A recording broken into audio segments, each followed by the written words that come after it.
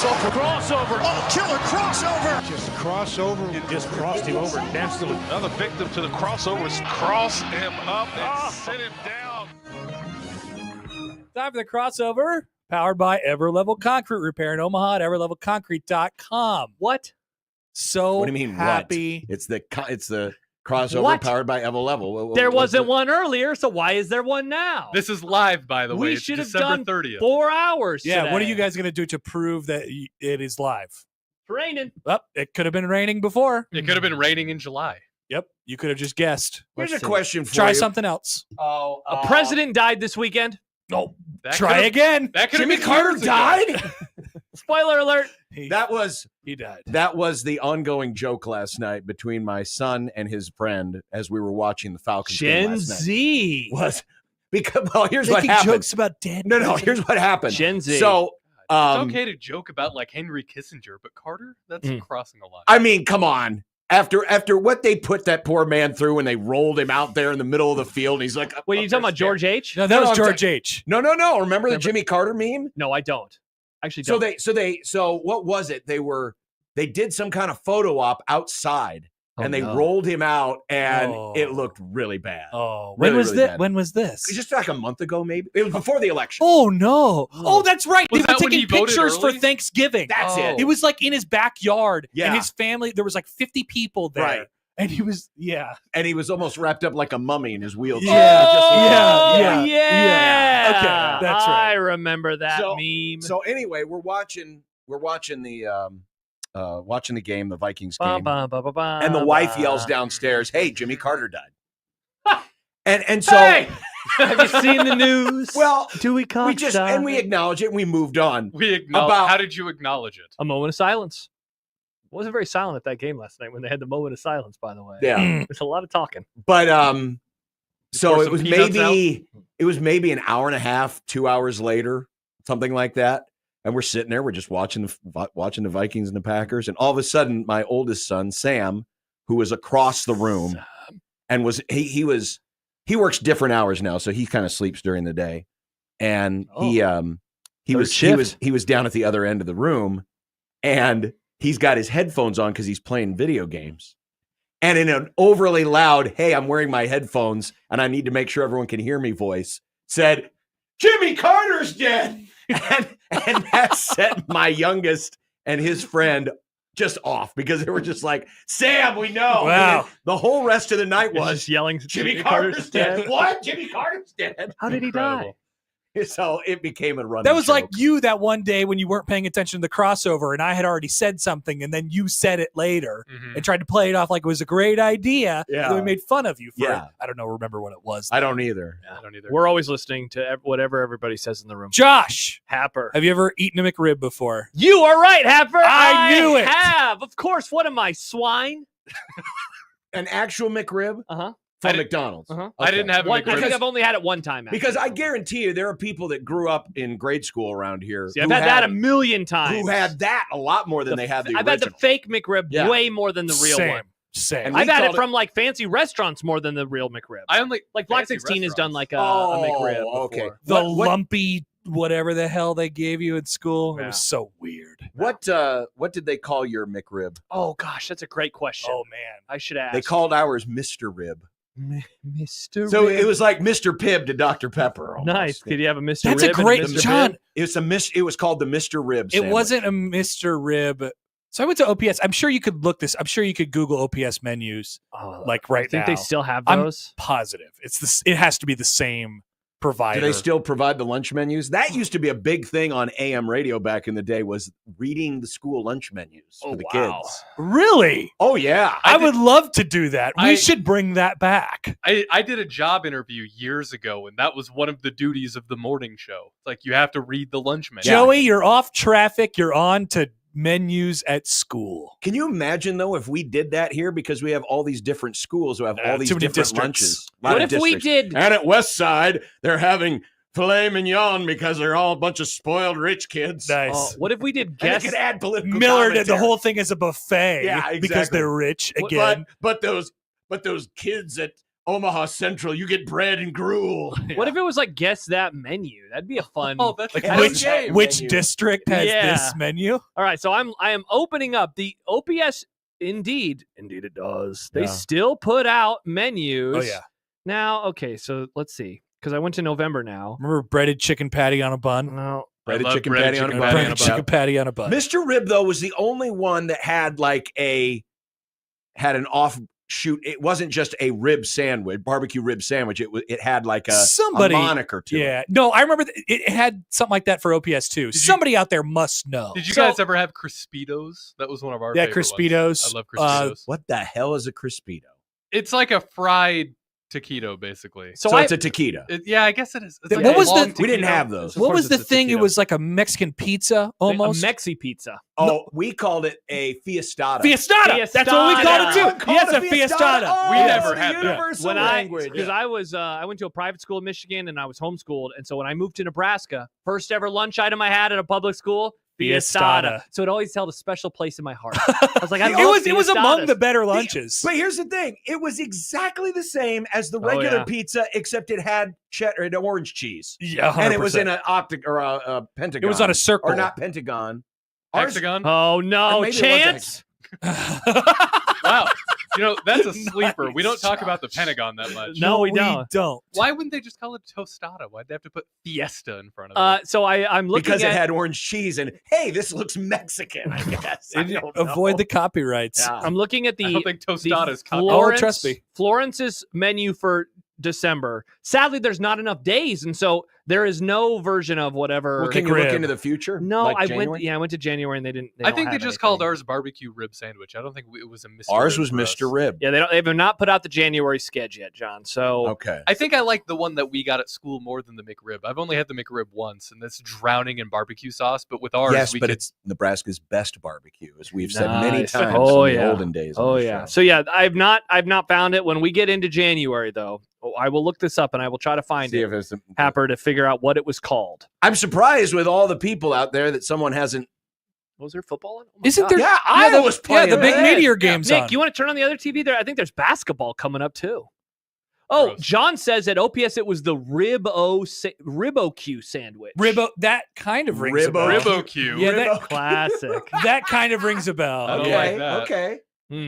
Ribbo So yes, cube. I have had. I've only had it once though, and it was because I realized I just had not ever had it. I should try it because when I went to McDonald's, I would get other stuff. Yeah. A lunch that I really liked that nobody else seemed to like was the creamed turkey. Ugh.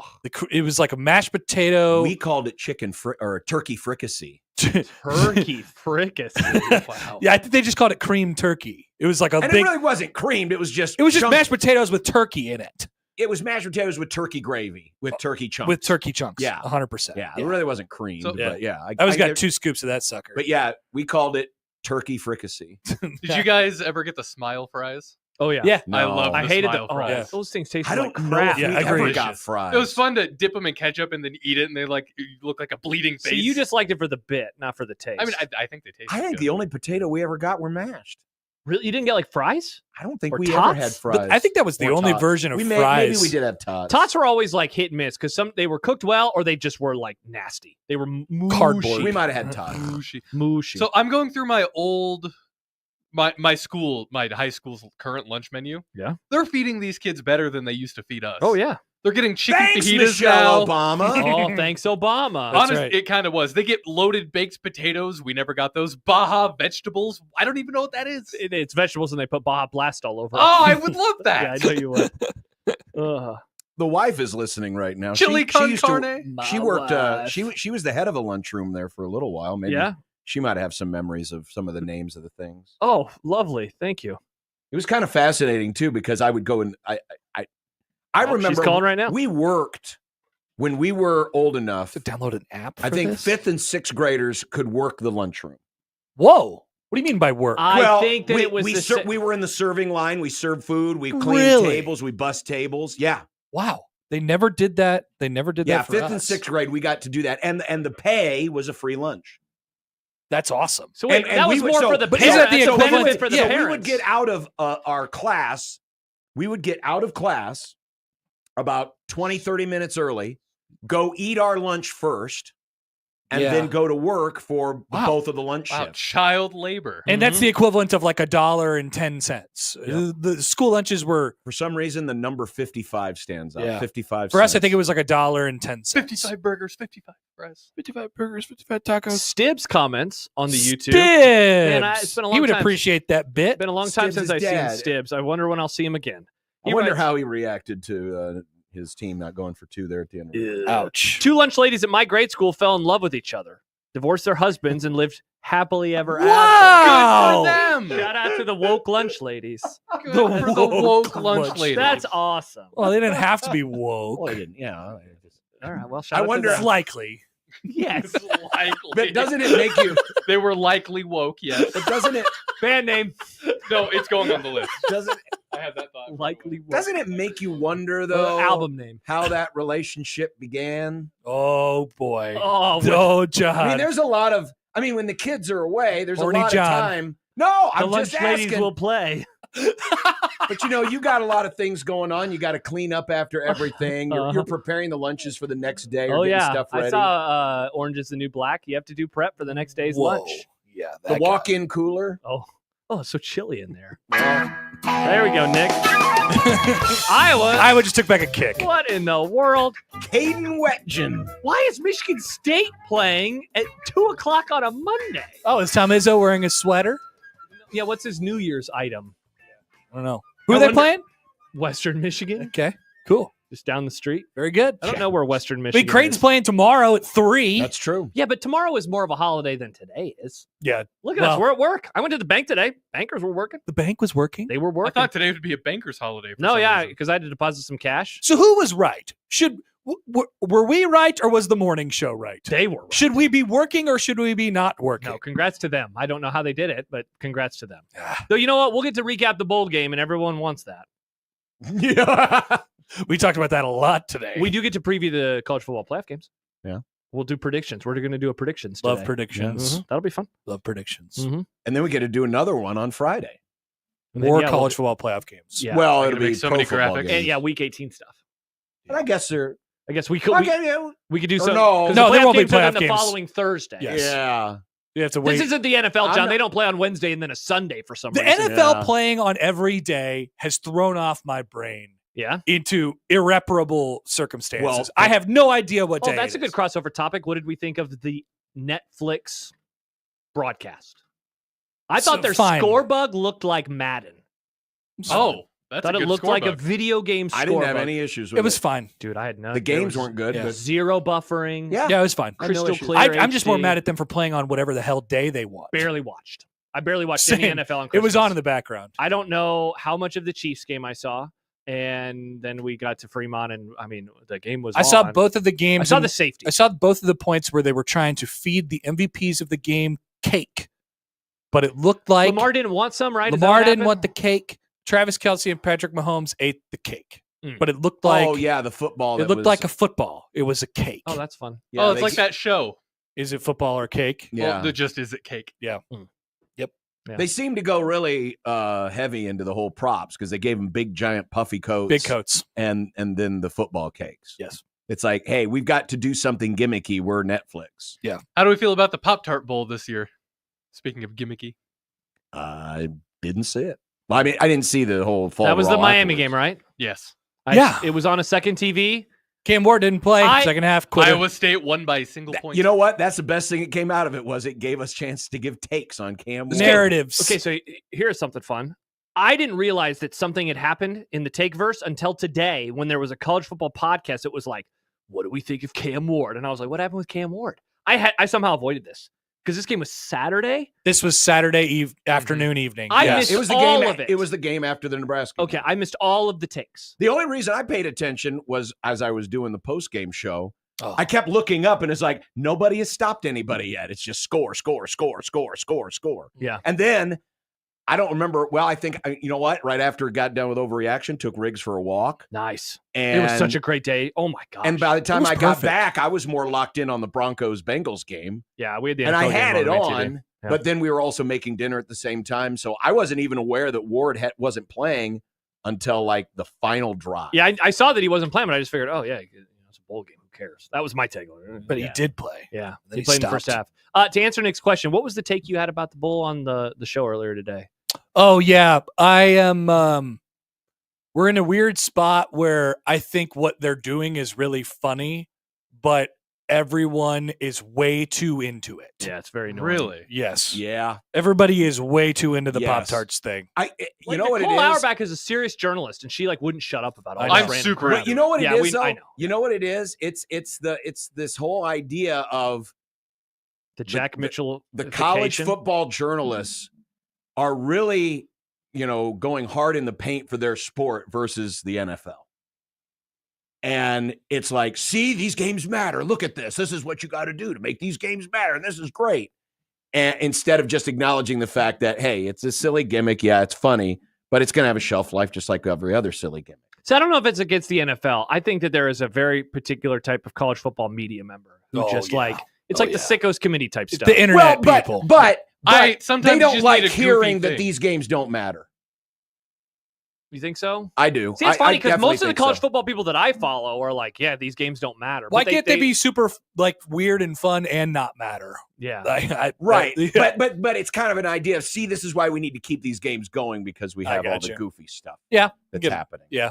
I mean, I don't want more goofy stuff. I think the Pop-Tarts Bowl is the goofiest thing we need to do. I don't think college football needs to make more goofy things and more but bowls. you know what's going to happen. I know what's going to happen, and then it's not going to work because it's not going to be as natural See, as but the that's- Pop-Tarts I- Bowl. Exactly. Then they're going to stop I'll it. disagree though. Like the Mayo Bowl and the Pop-Tarts Bowl turning their weirdness into like something that everyone talks about.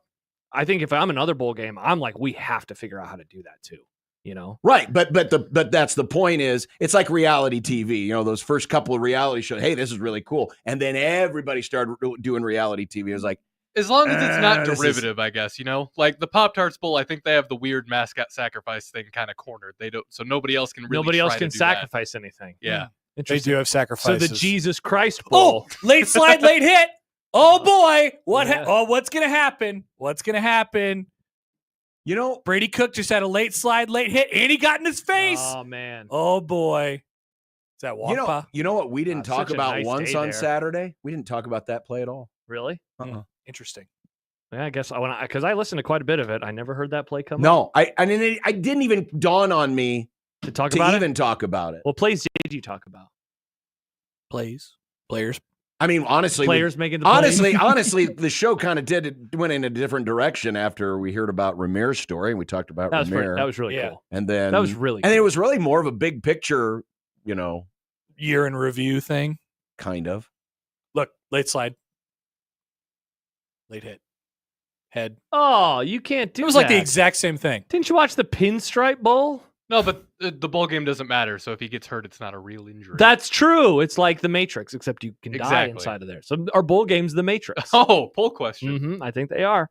That's the best thing about the game for Nebraska. Nobody got hurt. I think so. Yeah. Right? Like Yeah. that's the bet. That's the thing you want. You got a dub, and nobody got injured. In That's other it. words, it's like a spring game. It's a successful. Except we don't do overreaction for spring games, Well, we We could can though. start. And won't. and I'll be out of town by the way. So Same. I would love to hear it. The I'll show. be- You and guys I- would do a great and that job. And I'll Boston. be in town, but I won't Bring do a back big the red Corey overreaction for the Lathrop, spring Matt game. Verzal, Big Red Overreaction I'll be. spring game. I'll be edition. busy. Yeah, I'll be busy. maybe Jimmy Allen, John Schreiner. Maybe they'd be up for it. Maybe. They're calling games together now. Did you hear that? We're doing high school hoops. basketball. I had On no 1180 The Zone. I had no idea. John. It's our company. Well, I didn't know. I listened to a couple minutes of Big Red Overreaction. I got in my car. We were going over to my wife's parents' house, and I got in the car and I turned on the radio. And I said, "I wonder if they're still on." And to my surprise, you guys were still on, talking about the Nebraska Boston College Pinstripe Bowl. I don't believe it. And young Matt, was telling John how great he is. Oh, Okay. He was. Delete this show, Nick. Can we get rid of the He podcast? I think it exists. It's just there. Why is John great? He's great. I am. This is John fake. is great. Why am I No. great? Because I am. I don't Podcast know. title. By the way, John, that sweater is incredible. I love that This sweater. is my Wrigley sweater. Oh yeah, you got that for Christmas. Yeah, it's Wrigley. That's awesome. It's, Get it's an down. embroidered Wrigley. Wow. Stitched, unlike a Fanatics baseball uniform. Yeah, if that was Fanatics, Yeah. it would have fallen off. Would have been Geo. You'd have been like, what? No, Fanatics! no. That could have, yeah, you're probably right. Or it'd have been super tiny. Yeah, It would have been super tiny.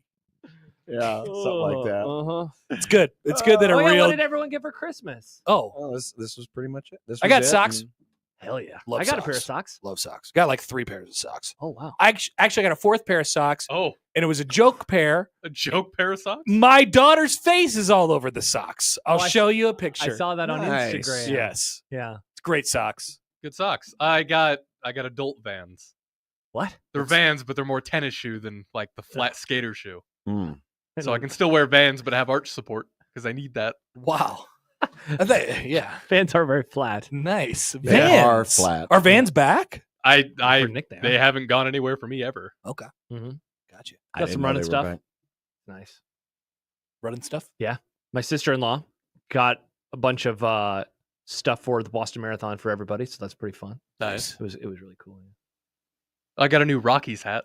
That'll be fun to Got wear. a new Rockies hat. Rocktober. I don't remember if I got any hats. I don't think I got any hats this year. Mm-mm. Got some clothes. Got a really cool 90s Nebraska t-shirt. I got a Yankees hat as a joke. Interesting. As a joke. What kind? It's navy blue. Then it's just got the logo on it. And Oh, you got like slightly a darker real blue. Yankees hat? It's a 47 Yankees hat. Wow. Yeah. Wow. Look at Nick. Are you going to It's wear it to fitted? work? You got a fitted Yankees It's hat? not fitted. It's like a dad hat. I think it is like one of these. Gotcha. Yeah, Yeah. it's one of those. Gotcha. That's fun. But it's clearly Yankees. Yes. Yankees Nick. He was rooting for them in the playoffs. You Yeah. know, I gotta support my. You don't have to. Significant Famously, other. you don't have If- to. if- Nope, you don't. If I the will be Pinstripe Bowl doing no supporting. tried to Pop-Tarts Bowl themselves, what would they do? Derek Jeter is just everywhere. It's just Derek Jeter. Derek Jeter. hands Derek it- Jeter's the trophy. He get no. He You gives, get Derek Jeter. no. Derek Jeter just gives the winning team a gift basket. John, that's good. That's pretty funny. I was thinking something with either you get a pinstripe jersey, maybe for the MVP. Well, but doesn't it have to be tied to the sponsor? Thus, it's well, got then to a be something. Bad boy lawnmower. mower, You yeah. should get a mower. The loser gets chopped up by a mower. The loser has to go DJ with that guy on the field. That was hilarious. That was so. Did you see that, John? Oh, Oh my gosh! something with the like Yankees. Is DJing it cool for to get like? 15,000 What if people. the trophy was the stadium? That's the only reason the game is there. It's a great because it's point. Yankee Stadium. You get the whole stadium. If you got What was a, the trophy? I never saw it. it looked like it It's just like a normal a trophy. modern, boring Yeah. trophy. If So- you got I think the Yankee I Stadium. think the Fenway Bowl trophy had a. Is some, it with like a green it- monster? I think it had some resemblance to Fenway Park. So if like Oh, it does. Nebraska won the bowl game, would it be Nebraska Field at Yankee Stadium? There you go. Like They get it that? for a whole year. They could rename it so then when they do playoff games, they have to say "Welcome to Nebraska Field at Yankee." I'm Bob Stadium." Costas. No, he retired. Oh, remember? wait. Aaron Judge. Is he going to break out of his slump now? Mhm. Find No, out when we come back to Nebraska Yankee Stadium. Another strikeout. There is an irony in the fact that a New York City bowl game, a city that famously has no lawns, is sponsored by a lawnmower. Oh, that's pretty good, John. Yeah. Well, they're bad boy mowers, so maybe they're not good mowers. That's Well, your actually, fan. they're pretty. I understand they're really good. What is Really? he going to do with a mower in Harlem? Yeah, you can't mow.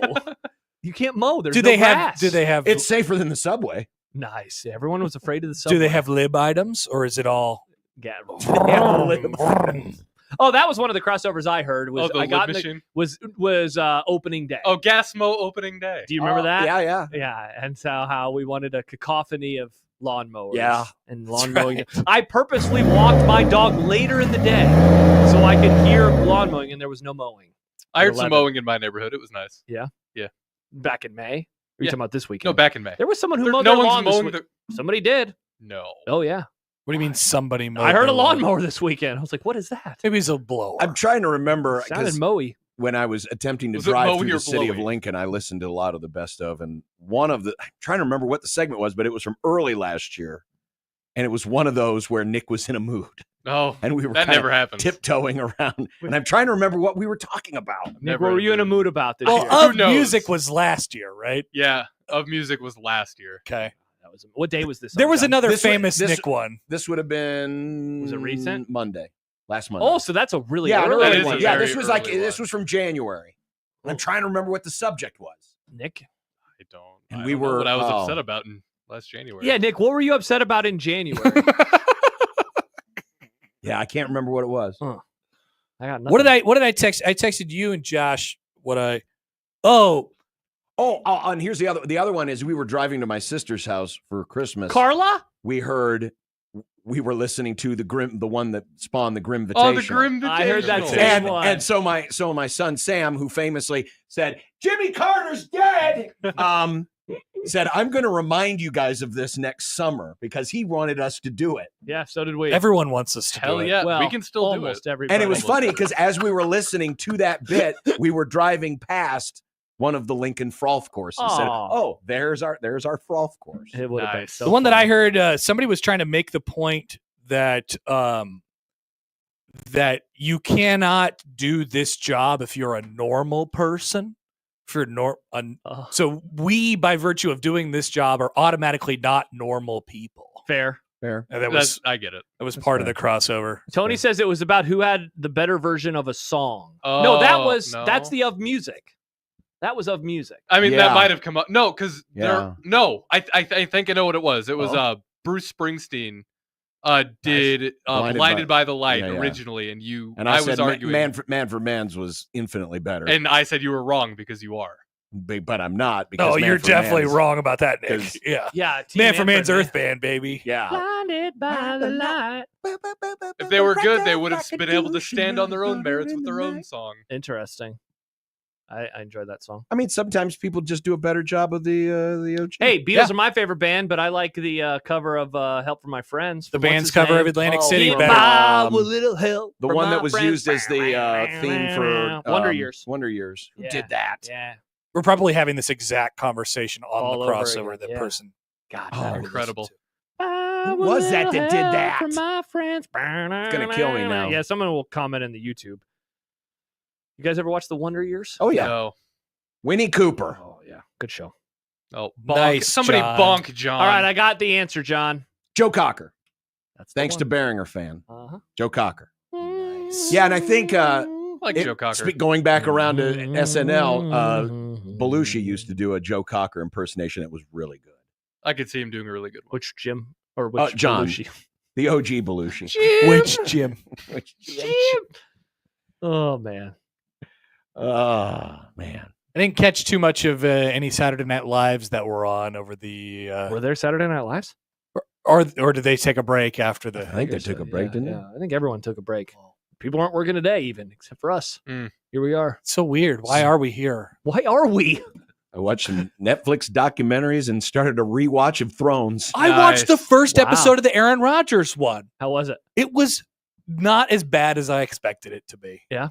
I Is didn't Aaron learn. Rodgers insufferable? Yeah, Of course he is. Pretty sure I'm watching as much as I did, and it wasn't that much of yesterday's game in Buffalo. Just Dude, turned me off so of wanting funny. to know anything more about Aaron Rodgers other than he sucks. Yeah, there's a topic, and I was talking about this a little bit yesterday. If he has sullied his, and I just want to focus on the field. Forget about off the field stuff. dude, how hot is it in Nashville? His- Look at these people in Wow, shorts. they are very comfortable. Has Well, I he- mean, most of them dresses? are from Iowa, so they're like, man, this is a lot that's of true. bowling." It's like 50, and they're like, "This is the." I mean, it was 50 on Saturday, and I thought it was the best day of all time. They look agree. like I they are almost went sweating, golfing on Saturday. and There that you guy's go. wearing a hoodie. a Lions hoodie. Is this the worst end that a Hall of Fame quarterback has ever had to their career? Oh, Ooh. Again, on the Ooh. field. Topic Just alert. On the I mean, field. he is 100% washed. Yeah. Like, Yeah. His QBR, what was it? Like 0? one- it was 1 point something Yeah. on Sunday. Yeah. He No, sucks. I think you're right. He is horrible. I mean, like Peyton Manning in the last year was bad, but he also got a Super Bowl, you know? But he fell off, and then he just stopped playing. Yeah. Rodgers is actually probably better than Peyton Manning was in that last year. Wow, that's but pretty crazy. Peyton Manning was so bad. Yeah. But being on a winning team. Help. Yes, Yeah. he was on a winning team. Yeah. Great defense. A good coach, too, where Rodgers is not a good coach. In, Yeah. in the He's Especially just, once they he's fired just Saleh. toiling And away. Peyton did what he was supposed to do in Denver. Yes. He got him to the Super Bowl, and he won Mhm. a Super Bowl. Yeah, for sure. And Rodgers did nothing. no. I mean, nothing. And Not a single- you can't Missed a blame whole year with you an can't injury. blame And got injuries everyone or around anything. him fired. Yes, you can't blame injuries on this year. Yeah. He tanked an already tanked franchise. I mean, there was all these articles coming out this year about how they want to bench him and Woody Johnson hates him and he's asking his son for Madden rankings or whatever. Yeah. It's like, Well, what the Garrett hell? Wilson wants to be traded. Dude, poor Garrett Wilson. Imagine being like, thank God we don't have Zach Wilson, and then it's Aaron Rodgers and he's somehow worse. That's pretty crazy. You think it works out any different if he doesn't tear his Achilles in the first game last year? This is the Scott Frost Akron game all over Scott again. Frost Akron game. I don't think so. No. I think Aaron Rodgers is getting cooked for a while. This was doomed His to fail. 22 wasn't very good. This was doomed to fail. That's when I started to like Jordan Love, because I noticed that when Aaron Rodgers was out and Love was in, the Packers were doing better. Who was like the last seed in the AFC playoffs last year? Who barely made the AFC playoffs? It would have been the 2 seed versus it would have been who the Bills played, the Steelers. Yeah. Steelers would have been the They could have 7th been better than the Steelers last year. Maybe. Steelers have a good coach. Yeah. Kyle says, I'm pretty sure Favre looked washed with the Jets too, then went to NFC Championship game with the Vikings. I lean towards wash, but I won't be surprised if he goes off next year. Maybe not with the Jets. Definitely not. No, Aaron Rodgers No, is no, done. no. He's done. And He's Roger done. or Favre did not look like this. No. Favre was fine with the Jets. They were like a playoff contender most of the year. They just didn't get in. Right. This is horrible. Yeah, this is bad. And you can't blame injuries on this. No. They were as complete as you could be They traded for for the most part. They traded for the receiver he wanted. Exactly. You know? And they only got worse. Yeah. Brett Favre. Their defense was good, and then they fired the coach who basically architected Right. the defense, and Yeah. they got way Who worse. said it a moment ago? He tanked an already tanked Yeah. franchise. Yeah. So the Brett Favre Jets team, they went 9-7, 22 touchdowns, 22 picks, 65% completion percentage. I mean, he was fine. I mean, but 3,400 Rodgers' yards. stats don't look that bad. Yeah, I'm looking at Rodgers. Isn't he like 25-10? Let's see. He's 24-10. Yeah. Lower completion percentage, about the same amount of yards, but 4-12. Yikes. Yeah. I don't remember who the Jets coach was back in. and they're getting crushed. Yeah, they stink. They're terrible. Plus, I mean, his absolutely attitude- terrible. I mean, the He is vibes, so- the vibes are The horrendous. vibes are terrible. I mean, Yeah. every time they come off the field, and every time they would botch a fourth down. Yeah, he's giving everyone He just every He time. just has that blank look where he just slowly turns and walks away and does that thing with his chin strap where he takes it off and then rebuttons it on the other yeah, side. he got from and Favre. just kinds of walks slowly off the field with this expressionless face. I do hate that thing. Like, I got to unbuckle it after Yeah. every play. No, you don't have He to does. do that. Yeah. Chance writes, Favre had other notable oopsies in the Jets uniform. He did. He did. A few. Famously. You remember? Yeah, but they Little- were still little Brett. better than they are now. Nice. Oh, man. No, Brett Favre, or Aaron Rodgers will not take anyone to any championship games next year. I'm curious about who would even want him at this point in time. He is I so wouldn't want tanked his him. credibility. I wouldn't want it. He's going to ruin your locker room, and he Yeah. sucks. Yeah, would I you? wouldn't want him. Thank you. If you're like the Raiders, would you pay him $15 million as a 1-year stopgap? Absolutely. No. No, I'd rather have whatever slop they put out on Aiden the O'Connell. Yeah, I'm serious. I'd rather have him. But He'll what- tank the whole room. Yeah. Tom Brady broke the brains of people by being that's good the until he's problem. 45. Because you feel like you have to Tom Brady him. You feel like you have to add all these weapons and be a championship team, but he sucks. in a way, I mean, I feel like this is actually helping Brady's legacy even more. It probably is. Manning sucked late in his career, and Rodgers is horrible. And it's like, look at me, I lasted until I was 45. Tom Brady, you're the GOAT again. Congrats, Tom. Yeah. Yeah, but the biggest thing was attitude. Yeah. Tom Brady's attitude was, we need to find a way to win as much as we at can all win. at all costs. And with Aaron Rodgers, it was, well, everyone's got to, follow my lead and, Yeah, his lead sucks. and his lead sucks. Mm-hmm. It's a bad lead. It's a bad lead. Not great. Bad. So lead. I would not encourage you to watch the documentary because Yeah, I wasn't. I'm not he going he to. attempts to make you feel feelings about him. Oh, I've watched a few episodes of Squid Game. Is that Oh, good? I really? haven't started that yet. I think it is. I'm 3 episodes in, and I think it is proving its existence fine Nice. so far. How did you feel about Nosferatu? Very Lib. weird. Yes. Oh, I thought about texting you a photo of the poster when I got there. There have been a lot of memes that have come out of it already that have made me laugh, Nick. I really liked Nosferatu. Very. Oh, you saw it? Yeah. Very sexual. Very sexual. You'd love it. And that's Oh, what vampires That's are. why I watched Game of Thrones instead. Yeah. There's No, nudity in John that. wouldn't like it though because dong. There is dong. There's vampire dong. There was in Game of Thrones too. It's Dong weird. doesn't bother Dude. me. John Bishop. It is a weird ass movie. I liked it a lot. Yeah, see, I'm not a fan of the Weird-ass weird-ass movie. movies. I'm not a fan of the weird ass movies. Yeah, I listened to an interview that the director did where the guy was like, yeah, so you guys didn't use like regular stakes, it was metal ones. And he was like, why? He goes, well, actually, we went and did research on the original folklore with vampires, and it's not It's not those steaks. And that's actually why they don't suck out of the neck. They suck out of the chest. That's They're like, true. wow, you're a huge nerd. Yeah, that's horrible. Robert Eggers, He did a really good Who's job Robert combining Eggers? the director. He did Oh, a really who good cares? job combining the lore of Dracula and Nosferatu and kind of mushing it all up. I watched that stupid movie with Jason Bateman. Oh, yeah. How was that? It was fine. Stupid What's the movie with stupid Jason one? Bateman. The one on Netflix. If you go to Netflix, it's just Right there. Yeah. It's like the NFL games and then this movie. Yeah. It's Jason Bateman and that British guy, and there's a bomb, and It's a bomb there's on an airport, airplane. and there's Christmas. Bomb. So it's a Christmas movie. It is a Christmas movie. Yeah. Nice. Yep. It was average. I don't regret watching it, but you could convince me that I did regret watching it. Are you going to watch it again next Christmas? No. Is it going to make it? in I the will never rotation? watch it one You more will time. never watch this. I'll never watch this movie again. Never watch it again. Well, to bring this whole conversation full circle, Jimmy Carter's dead. Well, that is still true. But back to the lunchroom. The fact that she has this on her phone or on her computer is very disturbing. Is but it going your back, wife? but here it is, proof that I worked the lunchroom Oh, what is this? from Claremont Wow. Elementary School, circa probably 1982. I've never awesome. seen John smile, but he smiles when he's cleaning the lunchroom. Yeah, so that's The what children yearn for the lunchroom. So that's what we would do. You know, the kids would leave the table and we'd wipe down the tables. And of course, we wore the little paper hat and the. Oh my Wow. god! I would have Incredible. loved that. they didn't job. make you wear a hairnet. No, we had the Hair no, we everywhere. had the hat. It was the had 80s, the hat. Nick. They didn't They care. had hairnets back then. They Wipe your didn't ass and wear then You didn't clean need a it. hairnet because you had the paper hat. Why would a paper hat stop hair better than a hairnet? It's not about stopping the hair. Yeah. Nothing we is didn't ever care about if we ate safety. a little hair back in the It was the day. 80s. Yeah, it was the In a 80s. variety of ways. Bonk. Hello. Yeah.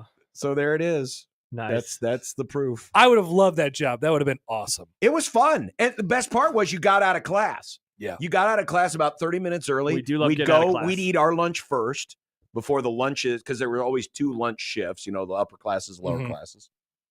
And we'd work the whole thing. But they Then like we- pick you out too. You know, you're like, I'm on lunch duty. I'm trying to today." remember how I'm the lunch lad. Yes. I'm trying to remember. Do you think they picked you How out we- because they knew that missing an extra half-hour class wasn't going to hurt you in any way? I They're like, think "Eh." you did have He to. doesn't need You it. had to have a certain grade level, I think. So, Wow, like, if you were shout out struggling, to John. well, I mean, a lot of kids got to volunteer. John seems like he was pretty good in school. Were I you was good in okay. school? in grade school, I was fun. Yeah. High Same. school, I started to lag a little bit. but- Same. Um, I was in honors Wow. classes, and suddenly I'm, I yeah, I'm wasn't trying to anymore. remember. Yeah. I'm trying to I was an remember AB how we student. got picked, Wow, look at but I worked it quite a bit. Love it. It was fun. I always felt cool when I was on safety patrol. And Safety patrol. Yes. Yeah, What's safety- that? well, we had like crosswalk. Well, we didn't really need them because there was lights. Yeah. You know, you just Yeah. press the button. But Isn't you that walk wild that out they would into let kids do yeah, that? you walk out into the intersection with a bright reflective Yeah, vest on and a stop sign. and a stop sign. and you told people and driving cars to just- stop so yeah, the kids but- could walk. Wow. I was safety Man. patrol captain, I think, in 5th grade. Wow. Yeah, I'd felt- like to know who the safety patrol person was when my friend Noel got smashed by a car. me too. 'Cause I've told this story on the He has. We When have. we had Yeah. to stay after school because we were misbehaving, and he was so Yeah. worried Oh, that tell me now. his Hey, mom but- was going to get home before he did, and thus know that he got in trouble. And so as soon as we got let out, he took off, and I wasn't even out of the classroom yet. And all of a sudden, we're hearing people hollering, going, "We need an ambulance! We need an ambulance!" It's like Smoked. we found out that Noel got smoked. Well, now his mom can't get mad at him for being late. What's she gonna do? Yell at a kid who just got run over? Great point. You know, I think he Well, I planned it. probably yelled at him because, hey, it's going to cost my insurance, because he was laid up for a while. Mm. And this was the same dude that we rolled down the barrel in. Oh, I remember that guy. We never did anything like that in my school. We did. It was Roll too people in barrels. Well, By the those- time you were in school, bullying was Well, canceled. no, I No, got we didn't- bullied. but It wasn't. this was every kid had. There was every school had this. Every friend group had the guy, the I dare you guy, and he'd do it. No, Yeah, we did. I'm that's talking true. about like safety patrol or hall monitor. Yeah, we never did that. yeah, why would you let kids tell cars to stop? I What don't a weird idea. If We had anybody's to- going to get hit, might as well hit the Well, we kids. had to funny- sign out to use the restroom See, at my school. but our safety person was just in charge of pushing the button, because we had a push button crosswalk. We had a few stations. One was in the main stretch of the school, and then there was one with that actual crosswalk that crossed the street. So there was like some serious. There was like a serious spot, and then there was like some not so serious. We don't actually need safety patrol people here. Yeah. But let's put them there to make Wow. them feel cool. But this from David. I got hit by a car by the cat lady delivering the Fremont Tribune when I was in elementary Is school. it Noel? Is this your friend? Do you know who David is, John? Who's It was on the cat YouTube. lady. Do you know that, David? Do you know this person? Is that one of your friends? No. Do you know the Fremont cat lady? Yeah, who's the Fremont cat lady? I mean, She's apparently pick also one. the one who delivers the Tribune. Apparently. There was more than one person that delivered Is the Tribune. Fremont It was a- Tribune still around, or is that It is. really? Did they How many pivot to days a week video? does that come out? Barrel. I don't know. One Not day a often. week? Work at the Trib. Oh, My wait. hometown newspaper Oh, comes it's- out. It's one of those garbage. Yeah. It's It's owned basic. probably by the same. Yeah, it's all. I mean, we love their Lee work. Enterprises or whatever they call My them. hometown newspaper still comes out sparingly, but the one guy who works there, I guess, is he the editor? If he's the only person who, Probably. he also has a blog on the side where he talks about conspiracy theories, like RFK Jr. type of conspiracy theories. Nice. Nick, you could start a podcast and maybe interview this man. Maybe. Mm-hmm. That's your New Year's resolution for this year. Anybody have any good resolutions? Oh, I'm gonna try to run. whoa! Nice. Shout out. I'm not gonna get like Josh level, but I wanna lose a few. You just first step is just run somewhere. Yeah. I think I want to do the leprechaun chase this year. There you go. It's a 10K. It's a 10K. It's a great way and to run get the into whole it. way. I don't know if I'm gonna run the whole way.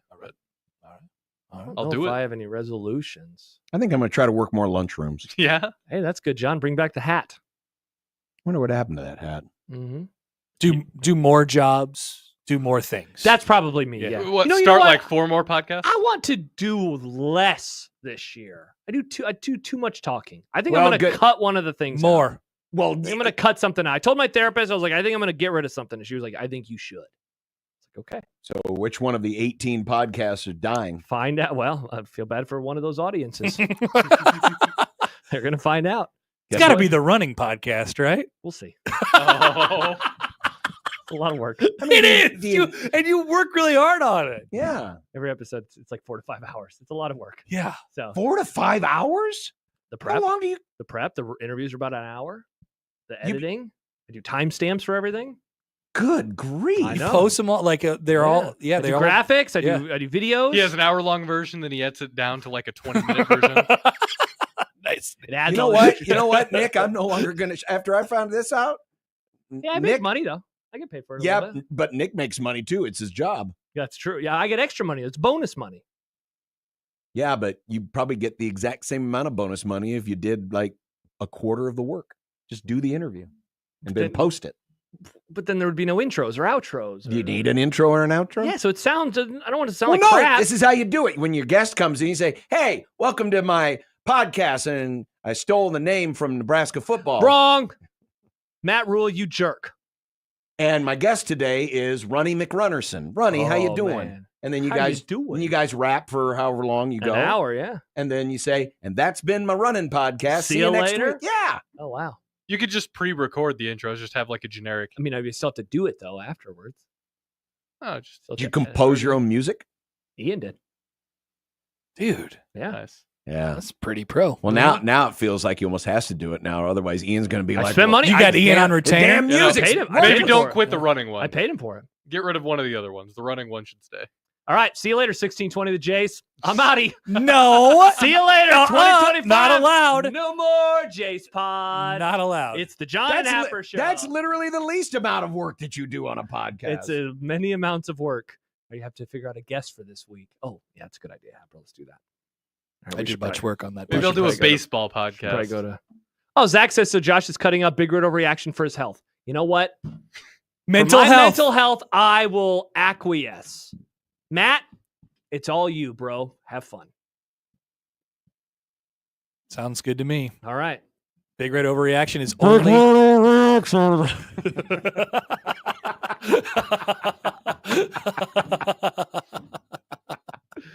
That poor kid was having so many I issues. know. I felt so bad for So him. I didn't have his phone number yet, and I get a FaceTime from whatever area code, and I'm like, what spam is this? Ignore. And then Joey was like, here's his number. I just gave him yours. And I was like, oh, crap. And so I texted him. I said, hey, give me a call back. And he's like, what are we doing? And so I'm talking it through, and he seems like he got it fixed. So that's Yeah, it, they got it fixed. definitely It all- sounded better by the end. yeah, it was much better Yeah. after the second segment. Yeah. Much better. There you go. All right. Well, You know happy what? New Year. I'm gonna Happy say New it. Year! Happy Honda today. I mean, Happy New Year. I'm a Toyota. Toyota-thon. Yeah.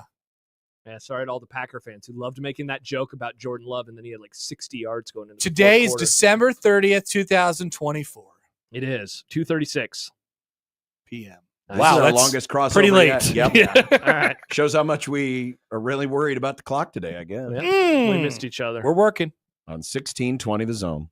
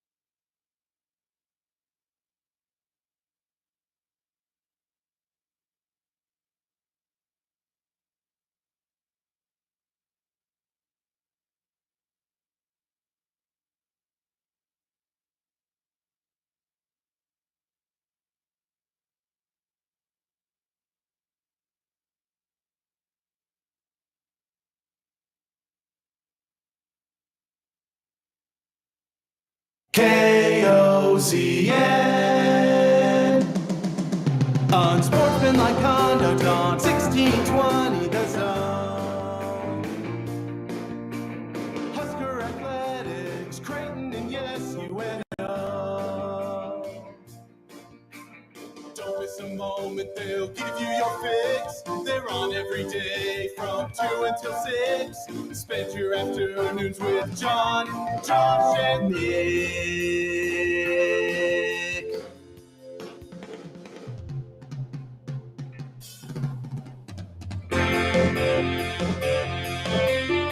John, Josh, and Nick. They'll show you what sports talk really is. Okay. Yes, this is live, folks. This actually happened. This is real and it's spectacular. Washington won last night. Hello. Yeah, well, I'm not going to Jimmy read. Carter's dead. I'm not going to read Tony's comment Jimmy about Carter's dead? the NFL games. Jimmy Carter's dead. Sportsmanlike conduct on 1620 The Zone. Husker Athletics, Creighton, and yes, UNO. So if that's not enough to prove that we're live, and you know It's what? tied at 14 in the Iowa-Missouri game. It's tied at 14 in the Iowa-Missouri game. It's tied at 14. Look, and it's the first half. People could say, oh, you could have predicted that. No. 28 combined points in an Iowa game in the first half. Yeah. That proves that we are on Yeah. live at this exact moment. Go Hawks. And Wheatgen had a 100-yard kickoff return. I mean, come on. What else do you want to know? Well, Freaking live, man. now- If you still don't believe we're live, call us right now. 402-951-1620 on the 42 Degrees of Source hotline. We will answer your phone. Probably not on the first ring because Nick got fired from his job at Equitable Bank. But we'll answer the phone and we'll say, hey, we're live. And then that's the proof. It's all the proof you need. yeah, that's 42 Degrees of Source hotline. Now, we won't be here tomorrow. Well, or Wednesday. some of us won't be here tomorrow. Some of us won't be here tomorrow. Some of us at this exact time tomorrow will be talking about the St. John's Red Storm. Nice. Some of us are going to be working while one of us will not be working. I wonder who that person is. It's like June and January. It is. Except it's why are not you- January. Why are you yet. going to be here? I've got things I have to do. I have to put office hours in. Okay. You have to put office hours in? Yeah. The other shows aren't doing shows. Okay. So maybe that's a you problem. Hmm. Yeah. Nobody else is doing shows tomorrow. Maybe I just care. No, you don't. You can't care and then also try to make me feel bad. I can. I can Nope, do- you I literally can- cannot. Why can't he care and not make you feel bad? He can't. I'm trying to understand this logic. Well, yeah. I feel like I can do that. It's a little shoddy logic. Are you saying I don't care? Is that the I'm just saying it's awfully interesting. I would that you're not love working. to do a show, but John will be on the air. What am I going to do? Well, you Go could over- do 2 to 2:30. Yeah. My pregame doesn't start till 2:30. No, John there's- can also do it with us. See, do you know that there's a pregame show tomorrow that starts at 1:30? So I couldn't. I Oh, can't is even. young Austin doing a pregame I would show? love to do a show, but I can't. What am May- I going to do to Austin that he can't Maybe- feed his family by doing the Do the pregame show with Do Austin. it- yeah. I haven't done. It's kind of like when Leno would or Letterman would invite Carson back to his show. He can invite you back to Yeah. your show. It's also like when Stibbs comes and it's like, oh, yeah, this was. I haven't done any back. prep on the Red Storm. I'd love to. Haven't done any prep on the Red Storm. I'll send you my So stuff. here's the amount of I'm prep gonna I've send- done on them. I'll send you my stuff. Because you know what we tonight. won't be talking about today? The Red Storm. Why not? Why would we? Why are they going to Because be the Red Storm? Because they used to be the Red Men. Didn't you see Oh. the election, Nick? What do you mean? Why is it the Red Storm? Even New York State. Oh wait, this way. Right. It's got to gotta be. It's got to be your direction. Yeah. I did get a message from someone that said he does not have to do office hours. He isn't a GD professor. So Nick, I don't think you have to do office hours. You don't know So- I'm not a professor. Interesting. Interesting. All right, Grum Down, brought to you by the Rooferees at John Higgins Weather Guard. A recap of the Pinstripe Bowl. All right, there it is. It's done. Pretty much. They won. Yeah.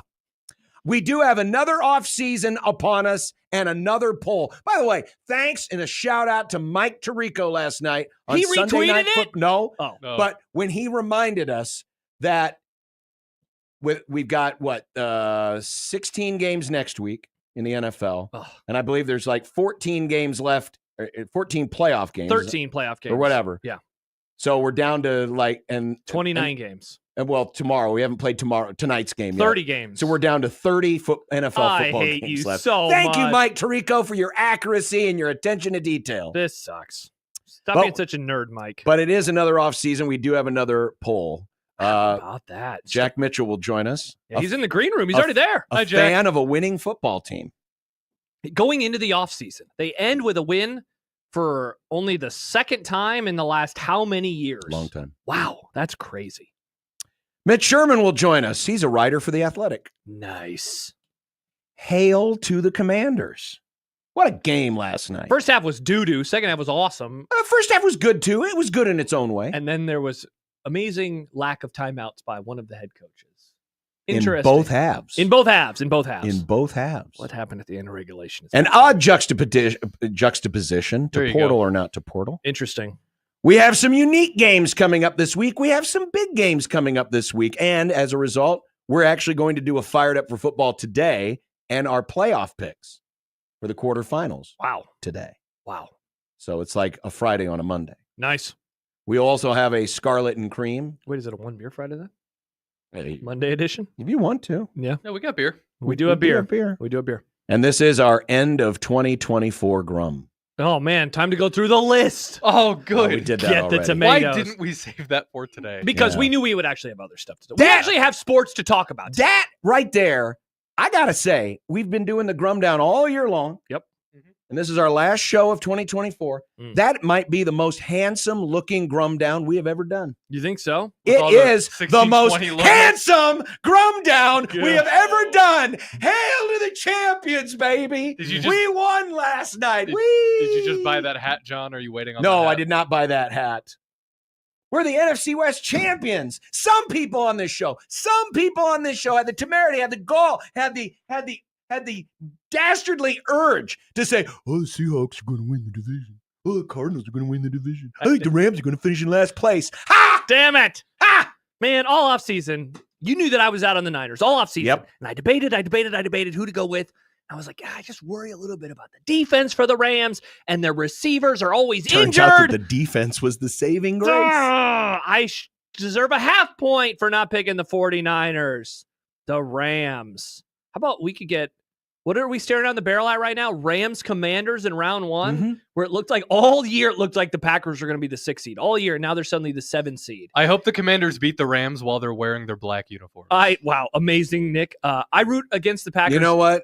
I hope the Broncos make the playoffs and send your crippled Dolphins back to Actually, the pool. I do too. I don't want to watch the Dolphins in the playoffs. They stink. Though I want. Yeah, I actually had your stupid game on yesterday. By the way, Oh, why? by the way, John, I didn't why even didn't watch we it. play Jameis yesterday? Come on, Stefanski. Well, what he's the hurt. hell? Isn't he hurt? Isn't he banged No, up? he was in uniform. Oh, He I was thought he he could was- have played. You wanna put- Instead, you played DTR. Dude, DTR. He's awful. He sucked in college. He sucks in the pros. He sucked in college. The funny thing is, though, because Tua was hurt for the 85th time. He was. So we had Yet- Snoop out there. You had Tyler Hundley out there, another former Browns quarterback. Wow. Well, they have had a lot of them. That's and true. Ravens quarterback, people forget. They have had a lot of them. Yeah. Wow. Look at that. Football. It's So almost over. hail to the NFC West champions. Yeah. My Sundays are going to be about books moving forward. Mine, I'm almost done with the book that I started. I'm almost done. I have like 80 I thought pages. you had a goal. You were going to get 3 of them read last Well, week. I decided to read the 580 page book, and I'm 500 Mm. pages in. So I'm getting there. You couldn't finish the last 80 pages? Well, no, because there was football on yesterday, and I watched it. I didn't read it all yesterday. I mean, you could have I know, I read some at coulda done it. halftime. I know. I could have read it during my stupid game, but I was watching it with my dad. You Why could have would- read during commercial Yeah, breaks. why would you watch the Cowboys game yesterday? That was disastrous. I don't know. It was terrible. Yeah, as I watched, I was like, "Why am I watching this? I don't get paid to do this." Yeah. But it was on, and then I hugged mean, my the dad. And I said, afternoon "See you window later." was like- Only one more to go, thank God. Yeah, Hug your afternoon dad window was goodbye, bad. cried a little bit, say maybe next year. yeah, didn't say that. Hmm. Never will say that No. because it will never happen. 402-951-1620, 42 degrees the source hotline. Again, if you don't believe that we're live, call us. Dare you. I dare you. Yep, Double yep, dog yep, dare you. Yep. You can email. Yeah. The Equitable Bank inbox. John at 1620thezone.com or Josh at 1620thezone.com. At Equitable, we take banking personally. And Nick will not answer the phone on the first ring, but Doug will. Nice. J-Tech Instructions on Twitter feed. Mhm. Where Poll you question. can vote in phase 1. See, Josh, the countdown is already on to next season. Mhm. We've already started phase 1. Wow, this only, is awesome. Only 3 more phases away, and then football season will be back. It's like that episode of Seinfeld where it's like, where they're in Florida and Elaine has back issues because she's sleeping on the pull-out, whatever. Mhm, mhm. Yeah, we have almost 1,000 votes. Man, I miss old Twitter when you actually got a lot of votes. Right now, 8 and 4 better, leading the way. Go vote today. Can I ask a silly question? Yeah. See that dude standing out there? Yep. I think he's got a camera, like he's like TV news reporter or something. Yeah.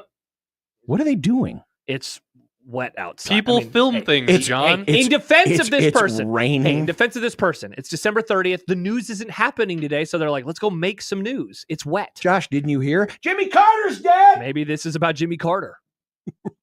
Jimmy Jimmy Carter Carter died. B-roll of Omaha's rainy Monday. Maybe that's what's Even happening. the city of Omaha is weeping as Exactly. Jimmy Carter's no God longer is around. crying right now. Build a home in his honor. Pour out half a thing of peanuts. Mm-hmm. There you go. Why half a thing of peanuts? Why wouldn't you pour out the You whole eat the thing? rest of it, John. He grew them for you. That'd be disrespectful to pour out the whole thing. I think it'd be better to pour out a can of Billy beer. Forgot about Billy Beer.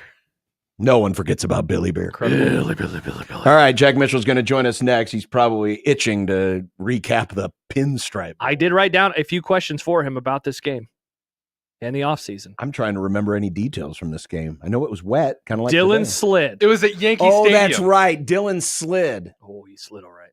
And then he got all mad because someone touched him. He did. And then he pushed him. And then they got in a shoving match. And then they won. And they won the game. Mm-hmm. They won the They game. won the game. 16-20 the zone.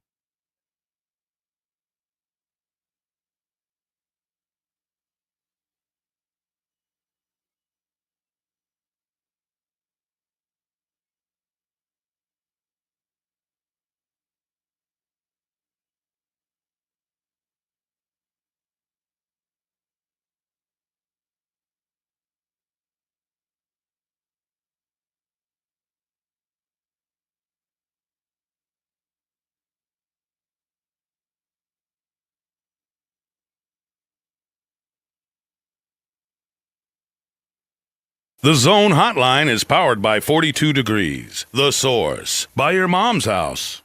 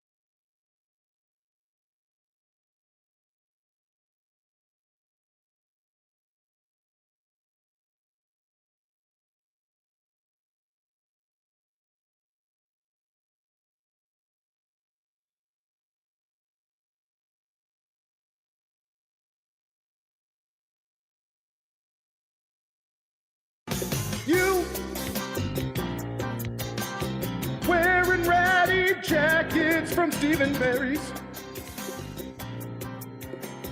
Praying one day Big Red will win the NIT. Ham is the water of meats. Touchdown, Iowa! Man. Hawkeyes take the lead at the end of the first half, 20-14 over Missouri. Someone who an 11-play, 90-yard drive. If that doesn't scream Iowa, I don't know what does. And someone who is excited to talk about this because he will not stop talking about how much he loves these bowl games and how much they mean to everybody in America. Jack Mitchell joins us. Happy New Year. Happy early New Year. This is that makes me sad. That's kind of a sour note to interview on. I don't love that. You don't love the bowl game? I mean, I don't love starting our last interview of 2024 on such a negative note with Iowa scoring a touchdown. It's tough. It's tough for me. If That's we were tough to for me restart watch. the interview, how did you want today's interview to begin? Let me try this. Let me Okay. try this. Happy New Year, everyone! Missouri is losing. Oh, in the there we Music go. I mean, City Bowl. It does. A little shift in perspective doesn't hurt, John. That's actually a good job by you to All sort right. of turn the course it's a good tables a job. bit, because it does show how my perspective as a fan and how I look at other teams has changed. These two teams played in a bowl. I don't know, probably right before Nebraska went into the Big Ten. I remember this. And I recall openly feeling the exact opposite of how I do now. In fact, I remember Micah Hyde had like a long interception return. Didn't Schick and Nick play the clip over and over again? I kind of remember Micah Hyde. It was a Schick and Nick thing for a long time. But I remember being so happy that Missouri lost that game to, of all people, to Iowa. That's how deep my hatred for Missouri at one time in my life ran. This maybe had to be 15 years ago. When did this game happen? I'm going to look this up. I mean, Micah Hyde played in it. He's not that old. I think that was it the 2010 Iowa Hawkeyes? Yes. Iowa beat Missouri 27-24 in the Insight Bowl. In the Insight Bowl. Okay. Wasn't this okay? So that's Nebraska, I think, should have been in that yes, game. That a lot of people were triggered because they thought it should have been Nebraska, Iowa, which and then the conspiracy theorists were like, well, but that's gonna launch the new Big Ten. It's gonna be era. an infomercial for the Big Ten. And so let's just stick Nebraska against a team they already beat in the regular season and had no motivation to beat a second time. And then they lost to Washington. Yeah. Oh, that was bad. I was still bitter about what happened with Missouri in 2003 and 2005 and 2007 and 2008. All of those years. I don't know if I got those years right, but they were all bad, right? They were all very, very bad. Mm-hmm. No good. And I remember literally being up and cheering when Micah Hyde was there a big Micah Hyde pick six? Am I remembering that right, Josh? Let's see. I remember just taunting and getting in I was with some friends watching it, and I was getting in the face of the screen. I was so excited. It was the game-winning 72-yard interception return for a touchdown with 5.5 minutes to go. He was the MVP for Iowa in the bowl game. Yeah. Sean McDonough was on the call with Matt Millen. Man, back when the bowl games meant something. Back when the bowl games mattered. Did they, though? I mean, did anything change? People keep saying that. What changed? Other than that, I mean, obviously there are players who aren't playing in them, but how did they matter then and they don't now? I don't now. I don't quite understand that argument. That's actually a really good question. Well, it's just an erosion, right? It's just an erosion over time. I mean, some of it's the bowl game's fault for there's too many of them because you got hold on. If you're saying they mattered in 2010, there were probably 5 more bowls. No, I'm just saying over time. This is going back more than 10 years. I mean, we're going back several years, but over time. But that was the first knock against it. Then and now, you got players opting out. Hell, you got whole teams opting out. Yeah, Marshall, people forget. Yeah. It's not a crime. Man, I don't It's not a know. crime to say that these games they don't mean as much as a regular season game. It's not okay, crime. but that's fine. But hasn't that always been the case about bowls? No. At least some of them, some old-timey bowls, that was still the case. 1996, Nebraska, Virginia Tech. Come on. That's true. I mean, how many fans traveled to that game? 500? It was not anywhere near No, it the was normal more than that. traveling party because a lot of people had bought Sugar Bowl tickets. No, but there's just this. It's just the notion. And listen, everyone's going to put value in whatever they want to put value into, right? Mhm. I mean, I've got possessions that are valuable to me, but if you had them, Josh, you'd be like, "This is garbage. I don't want need this Rams pennant. Exactly. but serious. But Yeah. and that's why you go back to Saturday. You know, obviously that game meant something to Nebraska. Yeah. I'm not saying it didn't mean something to Boston College, but I'm speaking only from Nebraska's point of view. I don't believe it. That it obviously meant something to Nebraska. But overall, in the greater scheme of, you know, bowl games and what they mean in the grand vision of college football, they are less meaningful than they've ever been. I can agree with you, but some people act like that happened in the last 5 to 7 years. It's all NIL and all that. It's not. It's been the last 20. It's been the last 30 years that's happened, not 5. Sure, it is a constant erosion, but there's been more erosion lately because when players literally are opting out, when star players are opting out, I mean that affects the perception of the game. No, I mean I think I don't. That important that your star players won't play in it. That lessens the importance of the game. They just didn't know they could do that before. I do think there's honestly, something where it's just like it wasn't even a thing that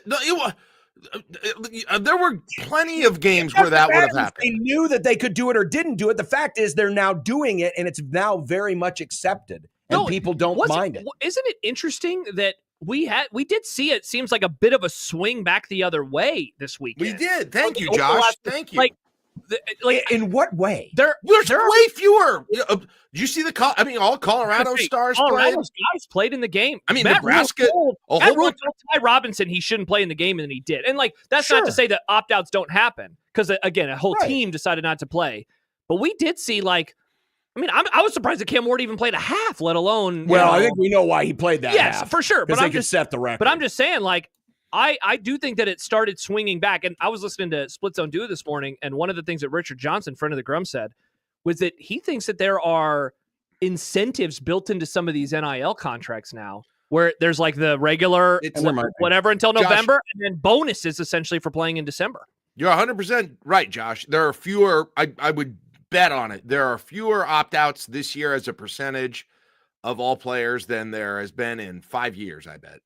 Yeah, but how much of that too is you've taken 12 teams out of the bowl cycle and you've put them in a playoff. Fine, delete them. I'm just saying for the bowl games. Yeah, I'm just saying for the bowl games. I know, but teams like an Indiana or an SMU would be playing in some of these, maybe not these exact bowl games, but you've expanded the postseason, is what you've done. Mm-hmm. I mean, you've created games that I get what you're saying. There are 8 teams that would not have been playing in a playoff, and that thus would have been why do I care about this? If Indiana had lost a couple of other games earlier in the year and then still went to, I don't know, pick a really good Big Ten bowl, they wouldn't have had.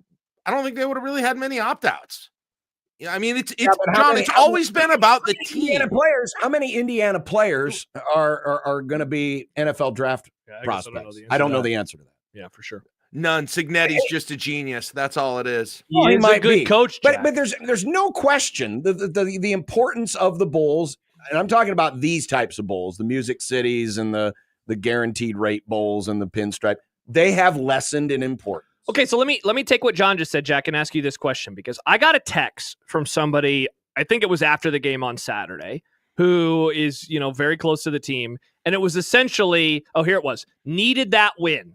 This person said they needed that win, and I thought that's an interesting point, but I don't disagree, mainly because of how the game went from 20-2 to 2015 like that. And I think there is a very healthy discussion to be had, and I'm guessing we will at some point in time, about offseason momentum. But you, of the Groin Kick Chronicles, where does this game rank in terms of a need to win because of what it turned into, not because of how it started? If they would have lost it like that again, which they had really freaking close to doing, that would have had some impact, I think. If they had lost, now if it was a different, I don't know, some other scenario, but they kind of followed the Groin Kick script, didn't they? Pretty much. Once again, I mean, I believe I predicted one of them on Twitter to happen. And you mentioned the special teams, and then 5 seconds later, it's a block punt. That was an all-time moment. Because that's the script. Like, I know how the script goes, guys. These games have become predictable. The defense plays great until there's a special teams disaster. And then the entire game changes after that. Nebraska got 2 of them, right? And that happened against Iowa. 2 special teams disasters. I mean, it's not hard, folks. Read the book. Read the book before you see the movie, and you'll know how the movie goes. I guess I'm coming from the perspective, and listen, if it would have played out that way, if let's say the disaster would have happened, I guarantee there would have been people overreacting to it today. But I would like to think, and I know we talked about this just a little bit before the game happened, Josh. Yeah. That, how much emphasis are you going to put on the outcome of this game? And I said from the beginning, you said it's 0. It's not going to impact what I think of this season and the trajectory of this team. Mm-hmm. Because that's what I feel. I don't feel that bowl games can have that power. And I think what the last few years have taught us is they never really had that power, right? Unless you're playing like Nebraska did, 94 Orange Bowl, where that became a rallying cry and a motivation for the next year. It was also but they were playing for a national championship. Yeah, so they weren't playing for the Orange Bowl championship. They were playing for the national championship. Correct. That's a whole different ball of wax. Yeah. But these, we'll call them, mid-tier bowls or whatever, that the idea that it can propel you momentum-wise into the following season or take momentum away, I don't buy into that. But I've always said that. I've said that for years. Yeah, I mean, I agree with you, but I've agreed with that. I've also agreed with that for 30 years, right? Because the bowl games haven't changed that much in value. It's not that different than it was 30 years ago. It goes back to my original argument.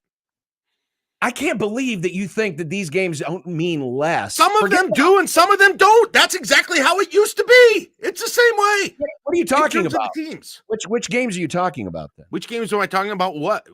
That's. Well, you're saying some of them matter and some of them don't. Yeah, the Orange Bowl has always mattered more, but usually it had a championship tied to it. I don't know. You don't think that BYU that game didn't matter to BYU against Colorado? Again, teams can take individual value from the game. That's what I'm saying. Some of the games matter. But I'm talking generally across the board. To whom? Okay, to whom are you talking? To the sport. To the sport as a whole, the bowl games do not mean as much as they used to. I don't even quite know how to define that, but I can think of bowl games over the years, the lowercase, there's just more. Yeah, there are more of them, sir. There are more that probably matter less and teams aren't interested in it, but the percentage isn't different in my mind. It's still about the same. Man, I mean, you go back 98 Nebraska versus Arizona, right? Who even remembers that game?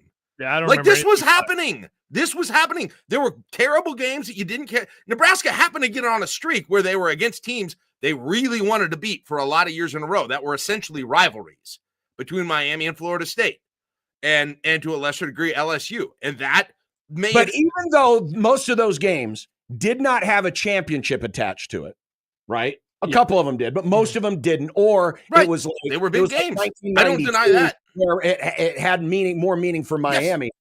Those games still had a lot of meaning around here because you just wanted to beat somebody. Agreed. And that's what I'm saying is there are a lot fewer of those types of games today than there used to be because we have a playoff now. I don't know. I just named one. Players opt out and teams opt out. I just named one that was there. I don't know. I can look at the rest of the schedule and tell you a few others where the teams probably feel that way too. That they're but Nebraska's I think was that way for Nebraska. Maybe not to the degree of that for Nebraska fans, but I think that still exists. It just you're picking and choosing the ones that mattered a lot. Then there were plenty of them that didn't matter to the whole college football.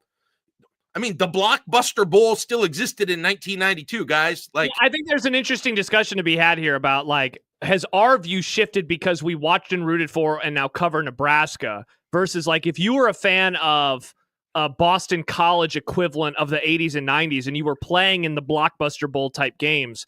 How have they viewed bowl games compared to how we have viewed bowl games? But a lot of this too just comes from, when a game was on, you were like, man, this is like if this game we're watching right now, Iowa, Missouri, if this were 1990, yeah, and it was the Outback Bowl or whatever it was, that felt like, it was something you had to watch. You felt like you had to watch, and it was important. It felt important. It felt like, hey, you can make a statement at the end of your season, and you wanted to be there.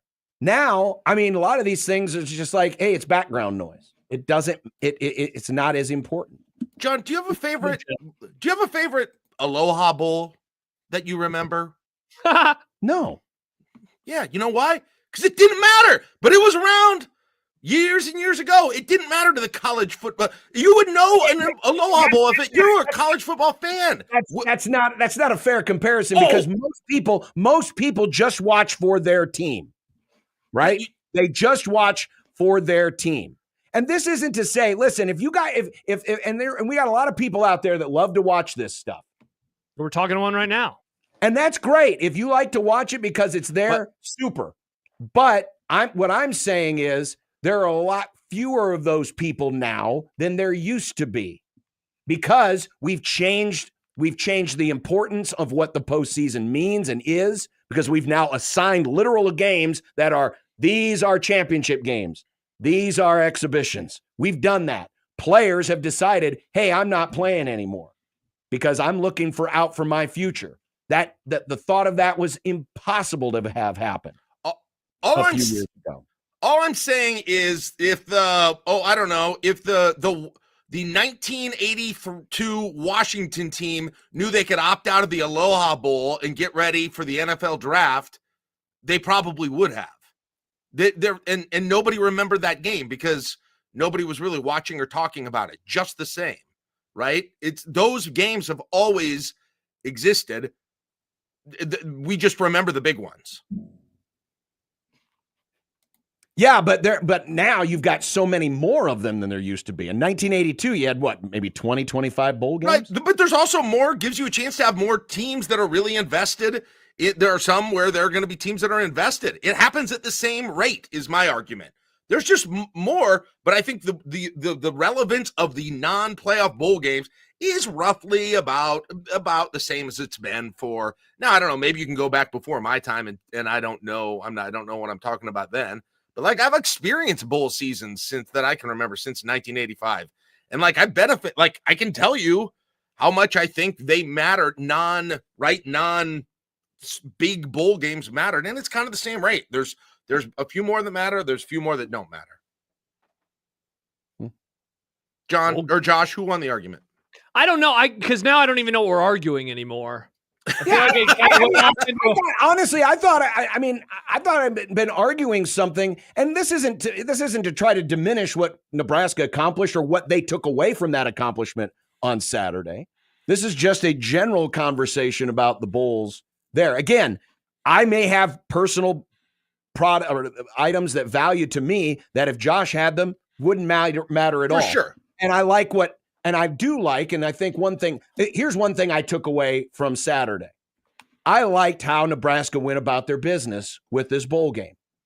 Now, I don't know how they specifically practiced for this bowl game, but I'm guessing, they got some value out of it, obviously. I think so. But I can't make a value judgment on it per se because I wasn't there and I don't know. But how they went about the preparation, how they went about turning it into an experience, and judging by their emotional reactions, their physical reactions, you could have been more apt to kind of just Aaron Rodgers this thing and walk into Yankee Stadium going, God dang, it's cold and cloudy and rainy. This sucks, and the field sucks, and everything sucks. But they didn't. They took it seriously. They took it seriously. They dare I say, if they took the same mentality, if they could somehow bottle the mentality that they had for the last few weeks, preparing for this game and then executing this game, if they took that and put it in a bottle and take it back with them to Lincoln, bring that bottle back to Lincoln, and then just take a little draw from it in every single game, I think this program would be much better off.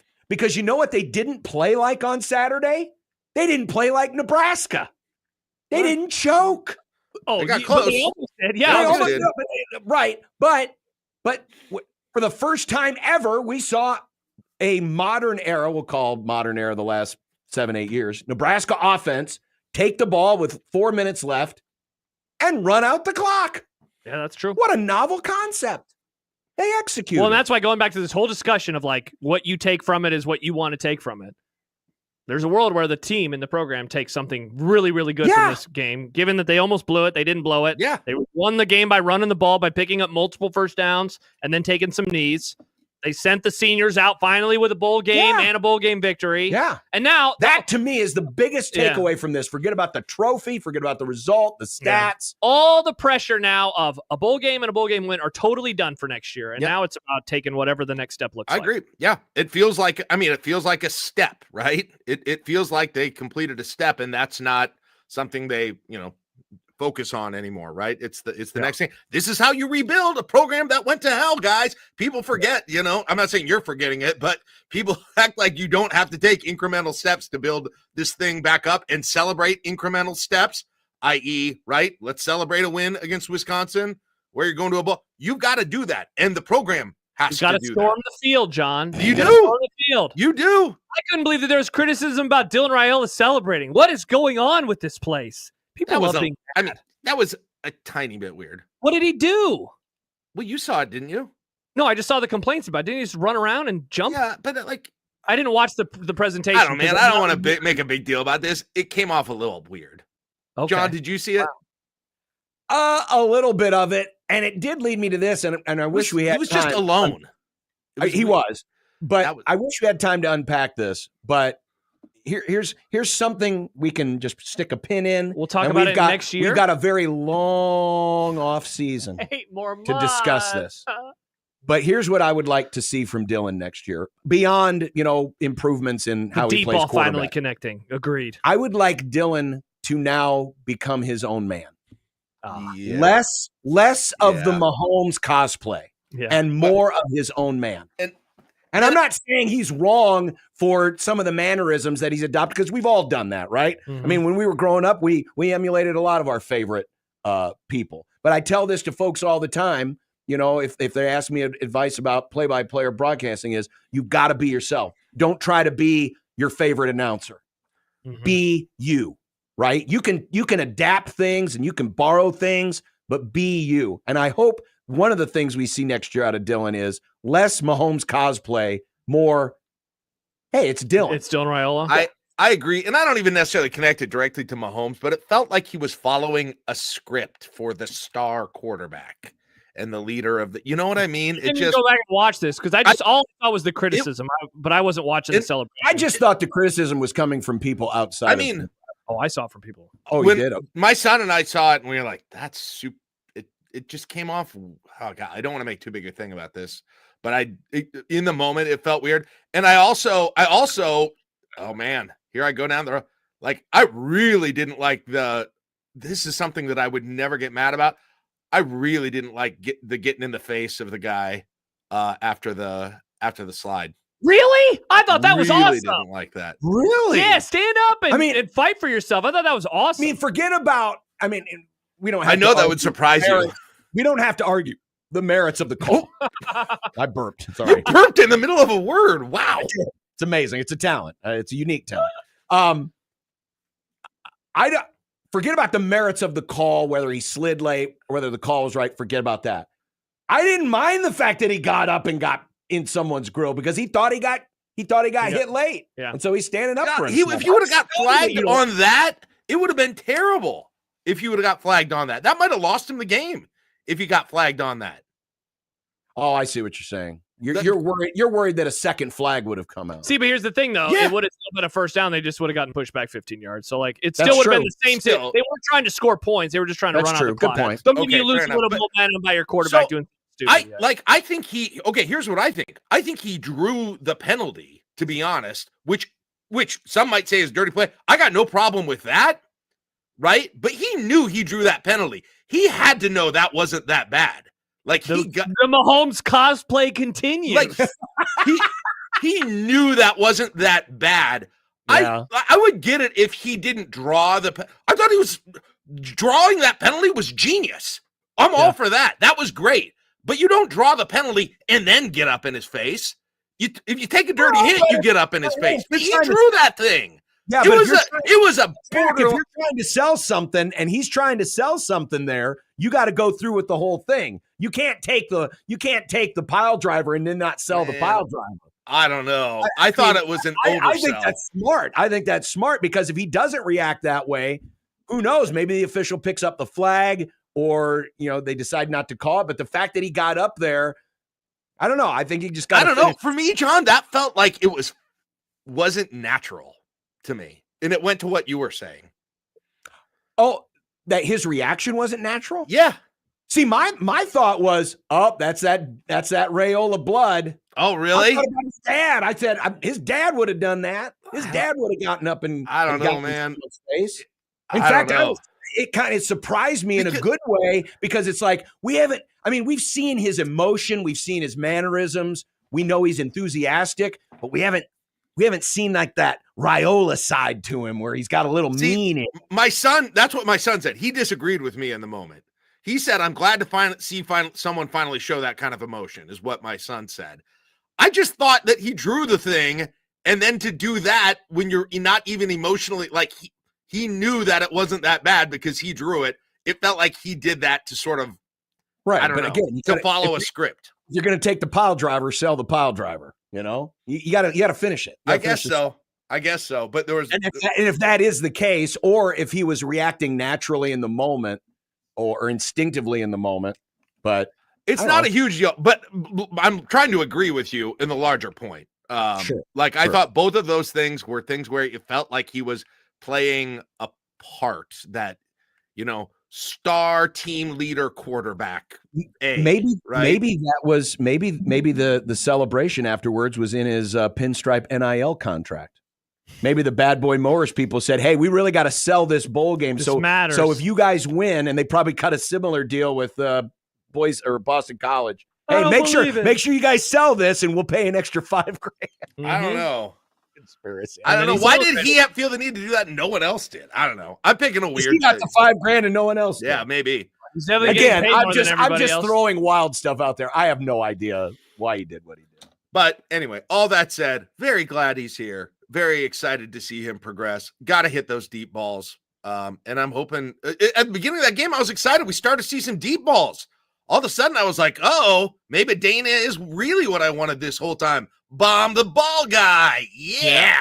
And you defended Satterfield all year long. I just didn't think they would fire him in season. I was wrong. I didn't defend him. Say that again. And who was right, Jack, when you were wrong? Who was right? About what? About the Satterfield stuff.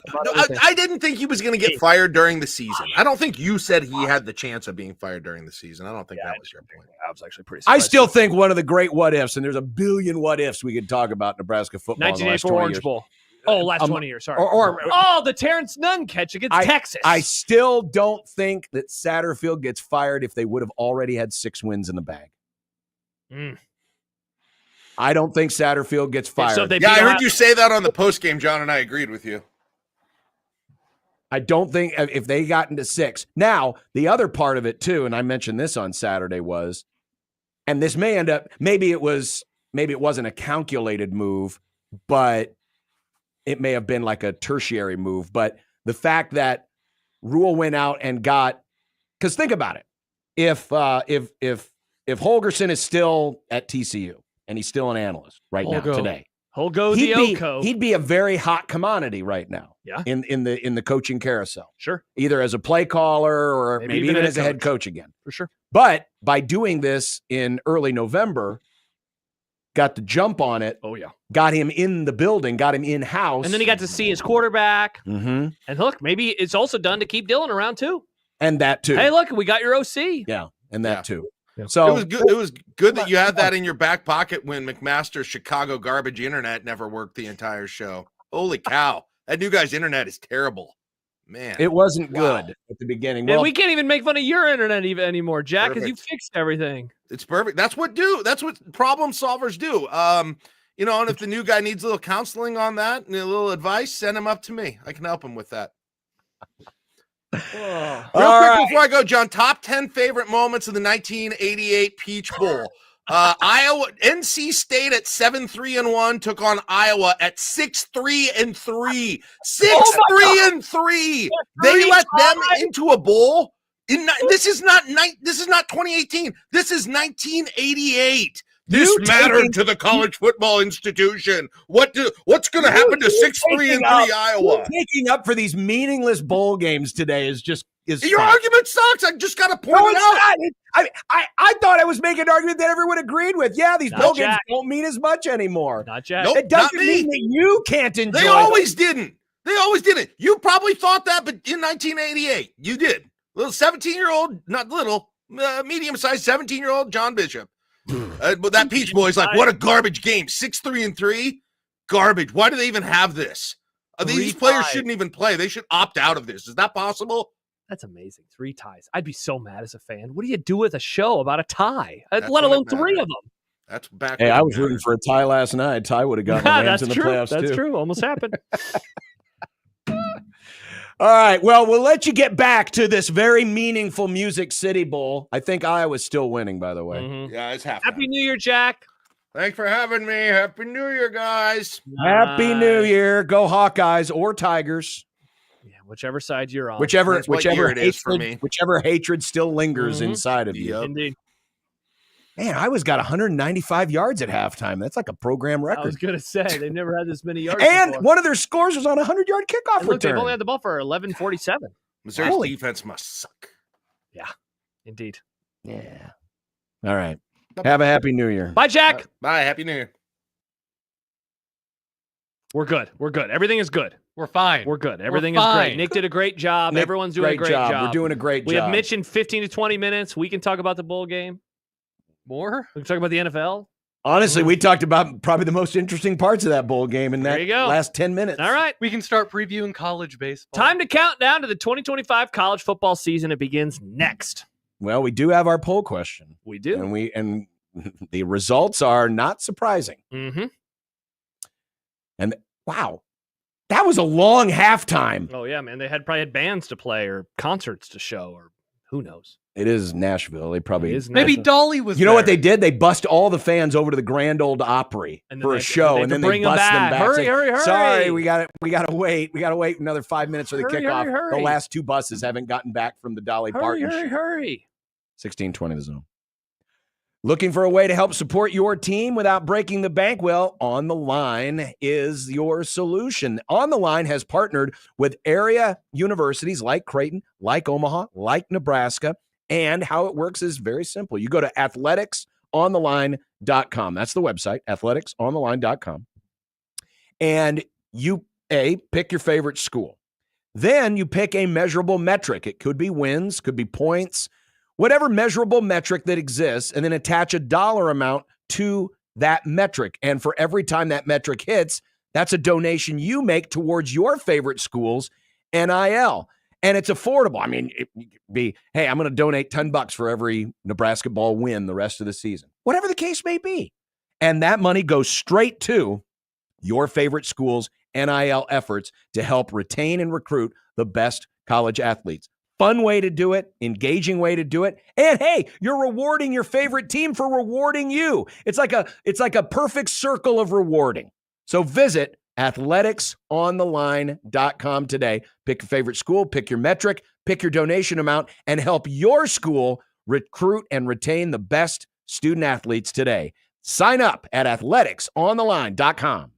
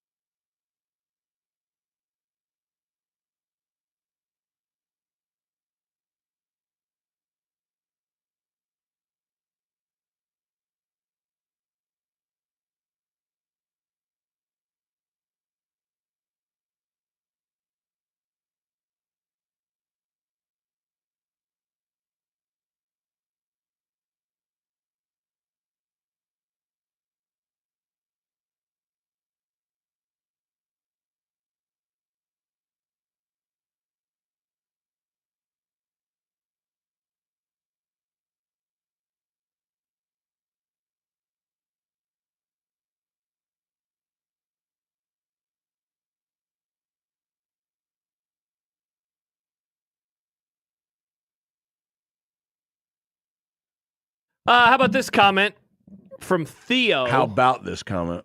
Jimmy. Producer Nick is a saint for making podcasts last week. Oh, thank you. You know, I feel like I should get a little credit for this.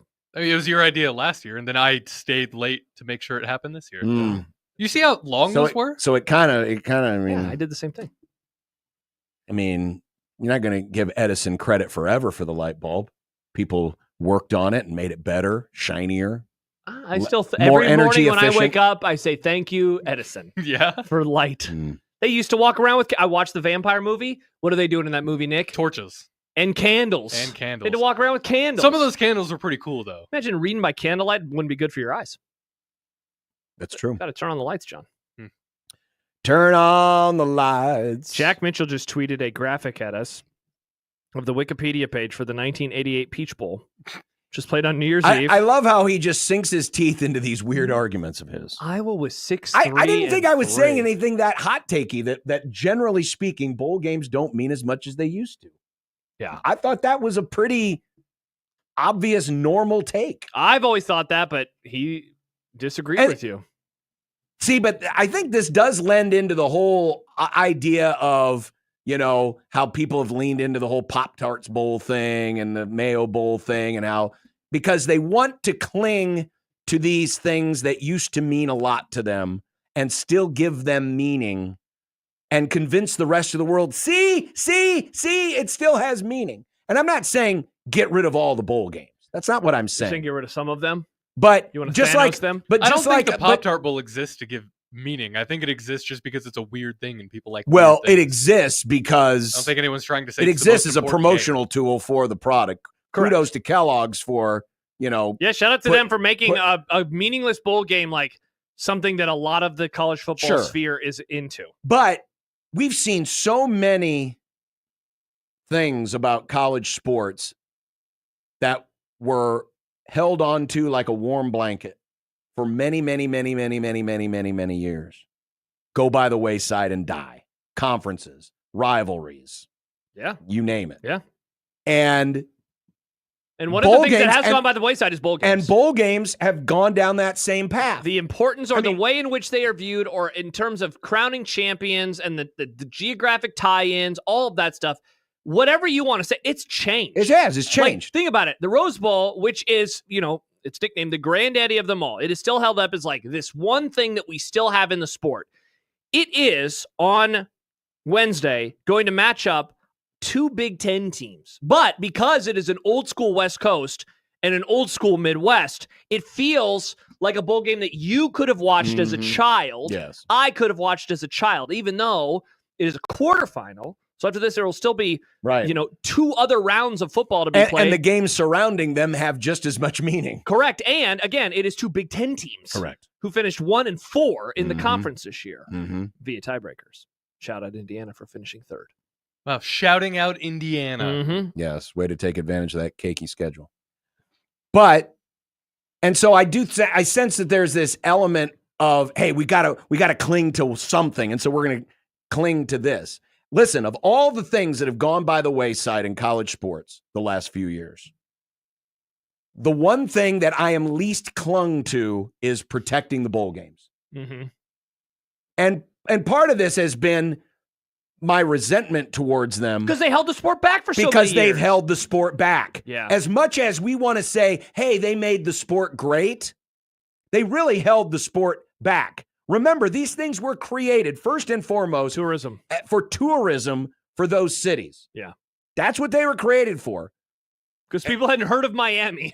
What? A place down in the South where it's warm in January? Let's go see go what it's there. It's just it's so wild to think Right? about it from that perspective where it's like, come check out our city. It's warm here. And then because they fed so much goodwill and money Mhm. into the machine, they have been allowed to continue to exist in this world where we want, we want our cake and eat it too. We want to determine a legitimate champion that's either not voted on or won by perception into something determined on the field. You have to, if you want, because that's what I want. I want it to be more objective. And I want there to be, I liked it that it's a bigger playoff. I don't care that the first round games weren't awesome. Like that doesn't defeat the purpose, in my opinion, of having a playoff. And so if that means we lose some of the whatever, but I also grew up in this era. The first year that I remember watching in all totality was 1997. And what happens at the end of 1997? The bowl games, old stodginess, and in particular, one bowl game, the Rose Bowl, holding on for dear life to Yep. the old ways, Yep. kept us from Michigan versus Nebraska. Yep. So my first introduction into the sport is that. And then what happens the next year that I watch football, that goes by the wayside. And so I have always been someone who has wanted progress in college football. And it's looked different for me over the years as I have kind of my narrative or I guess maybe what I have hoped to see from the sport has changed. But ultimately, like this, in my opinion, is good. And these are, you mentioned, what is their original thing? It was about, getting About people. tourism. About tourism. Now what are they? They are things to have on your TV during the week that you do or don't work. Yep. Or you have That it a on in lot the of office. people don't work. It's programming. There's a reason why ESPN owns 85% of these games. Correct. Owns them. Yeah. Doesn't televise They them. get to keep They all- own them. They get all They that own revenue. the event. Because these games, they get so many 'Cause it's millions of programming. viewers. Yeah. And why do they get so many? Because everyone's home and it's on in the background. And it's also a way where if you're at a family gathering and maybe political differences, what do? You can watch the game together You and can talk wa- about the game. You don't have to talk about politics. Everywhere I went this week, we had games on. We had games on. We had NFL games on, college games on. I was very rarely paying attention, but it was always there for me. Yeah. And I mean, you mentioned a couple of minutes ago the warm blanket. I mean, that's what bowl games are. They're this warm blanket. And you know what? To go back to the things can mean something to you and not to another person. I went home, we did Christmas stuff. And my mom said, hey, we have this quilt that was knitted for you when you were a baby. And we found it and we'd like to give it to you. That means something to me that a family member made this quilt in the late 80s that I now have. It would mean nothing to you. Hey, No. John, here's the quilt that I got as a baby. You say, okay, thank you. I'm taking it to the dumpster right now. And so some of these games mean something. Don't throw out Josh's quilt. The thing ultimately to tie it all the way It's got all Josh's spit up all, on it. all the way, Dave. So the Part of his argument is that poop. we need to throw out the warm blankets in our lives. See, now, if bowl games went away, it wouldn't be the biggest deal to me. I don't care, but I don't want them to disappear. Ultimately, though. Yeah, I'm not necessarily rooting for them to disappear or not. It's just they could exist or not exist. I wouldn't miss them. It's what did the game mean for Nebraska? And it, Yeah, and maybe more that again, it's the meaning you took from it. Yeah, and what did the practices mean for Nebraska? And what did almost losing another dumb game and not mean for and what did it mean for Ramir Johnson? That is very cool. It meant a lot to him. It meant obviously. a lot to him. Yeah. And so again, my biggest takeaway from this game is how Nebraska treated this game. And they seem to take it seriously. And how they had a good balance, right? They had a good balance. It's not that they were like, we got to win this game and we're going to spend 18 hours a day working on Boston College. I hope No, not. because they obviously believe it. didn't. They were busy doing a lot of other stuff too. They struck a healthy balance between treating it as a football game that meant something and allowing everyone to enjoy what they had accomplished, and then went to New York and did a lot of these things. Now, listen, 5 years from now, assuming that, Nebraska gets some stability of success, will they treat another trip to the Pinstripe Bowl the same way? Probably not. Did the fact that they hadn't been to a game in 8 years play into how they treated this game? Absolutely it did. Mm-hmm. But that's why I say if they could just bottle how they approached this game mentally and take it back with them and take a little sip from it Bring that for bottle back to every Lincoln. game next year and the years to come. Because what's been the biggest problem getting in Nebraska's way? It has not been a talent issue in most games. It has not been a talent issue. It's been a mental issue. And Nebraska had a proper mental mindset. Would they have faked a punt and a field goal on the same drive if they were 5-6 and playing Iowa for a chance to go to a bowl game? Probably not. Mm-hmm. Now, that's not to say that Matt Rule now needs to start, faking punts all the time. More onside kicks. But it's just the mentality of, hey, let's go out and try to win something here instead of playing not to lose.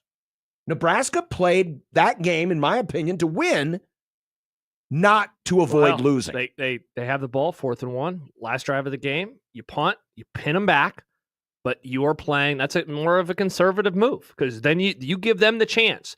You go for it. You try to put the game away. You try to win on your own. Mm-hmm. And that's what they did. And they did. And now they're 7-6, above 500 for the first time in 8 years. Wow. Does it count if they won a bowl game? Yeah, but yes, it's on the Wikipedia page, Nick. Are they really you're not 7-6, you're They are. 6-6 plus 1. Nope, it's 7-6. See, look at what you've done. You have rotted young Nick's brain. I haven't rotted anyone's brain. Nick has brain rot. He has brain rot on his own. It's true. Because other things have rotted my brain. He's been huffing too much of that weird stuff. Oh, nice. By the way, It's not weird to everyone, speaking John. of the weird stuff, I did try one of those. Yeah? Didn't affect me at all. Oh, It you was are very tasty. you weirdo. The What a watermelon weirdo. one, it was tasty. I had it with dinner. Yeah. It was good. What's for dinner? And, there are some people that are just like that, though. So this whole time, what if John is just that person and this is how he finds out? It's pretty wild. That's Finds out sad. what? That they Nothing don't. affects you. Sometimes things like this. Oh don't no, affect things you. affect me. It's just this didn't. No, I know. particularly Sometimes affect this me. specific thing doesn't affect some people. Barringer fan says we will be facing much better competition than the team Boston College fielded in conference, and that's a fact. I don't think anyone's arguing No, about that. I don't know what the argument is. I think Barringer fan's just being Barringer fan. I mean, Nebraska and Boston College are basically at the same level. I don't believe it. Yeah, of course they are. Yeah, I mean, this game doesn't. Is this news This game to doesn't anybody? elevate Nebraska to a different stratosphere. They won the Pinstripe Bowl. What are we talking? Like, it's the New York Bowl. They almost lost the. They Pinstripe almost Bowl. lost it, but they held on and they won. Did they I checked- almost lose well, it? I I don't think they almost lost If it. they checked- would have punted, they would have lost. I If- checked if the No. score once, and I they don't were think they up. would've. What Boston College had 2, and Nebraska had 20. 20, and then I checked it again, and it was 15-20. If they lose that game, or if they do not get that first down, they lose the game for sure. Well, if they don't get the first down, there's a better chance because they're basically playing with a short field or shorter field. Yeah, If they would have, punt like and 55, pin them 60 deep, yards. I don't think they drive them. Nah, I don't know, man. I've lost many games like that before.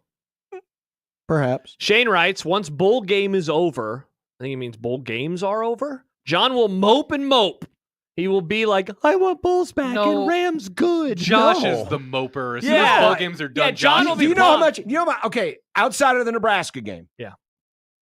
I watched Oklahoma's last drive of their bowl game, Mm-hmm. I don't think I watched a play And- of that, except for highlights. and it was on in the background when I was cleaning the bathroom. cleaning. But then when I got done cleaning the bathroom, I went back to my John was cleaning the bowl. I when went the back to bowl my was on. seat near the TV to work on some stuff. And I looked up and I said, yeah, I don't care. Switched it to a rerun of The Office. Nice. Wow. I will not. Some of you may miss these games when they're gone. And great. Good for you. Bully for you. I'm not going to miss them when they're For the gone. record, I won't. I'll Less- just miss the sport of football. We're when it's less gone. than 90 days away from opening day. Barringer fan has followed up. I removed that post, Nimrods. You're the Nimrod. Well, it's still there. Yeah, we can still see the it though. post is still there, Yep. Nimrod. Tough look for you. Sorry. So no, I'm fine with them existing. Just stop trying to convince me, oh, this is great. You should watch. And if you don't watch, you're missing out. No, I'm not missing out. I mean, see now. I mean, this then turns into an entirely different discussion, and that's just like Twitter. You're talking about like the internet and all the weirdos online. Well, What do I always tell people? a Log lot of, off and but touch a lot of those grass. same weirdos are are, working. There's are only they're friends of the Grum. Yeah, his name is Nick Grimm. For the record, if Iowa wins this, they're also going to be 8-4 plus 1. No, Nick, they would be 9-4. They would have a Bo Pelini. That's a Bo Pelini record. And then right there. Missouri would be 9-4. And also the Bo Pelini Bowl. Now I'm rooting for Iowa, so everyone's 9-4. What a great record. It's still 21-14 Hawkeyes. Oh, Oh. and sack. He just got Oh, I'm sacked. disseminating. Sorry. Oh, Iowa's going to You know punt. what? A treat. Nobody cares. That's true.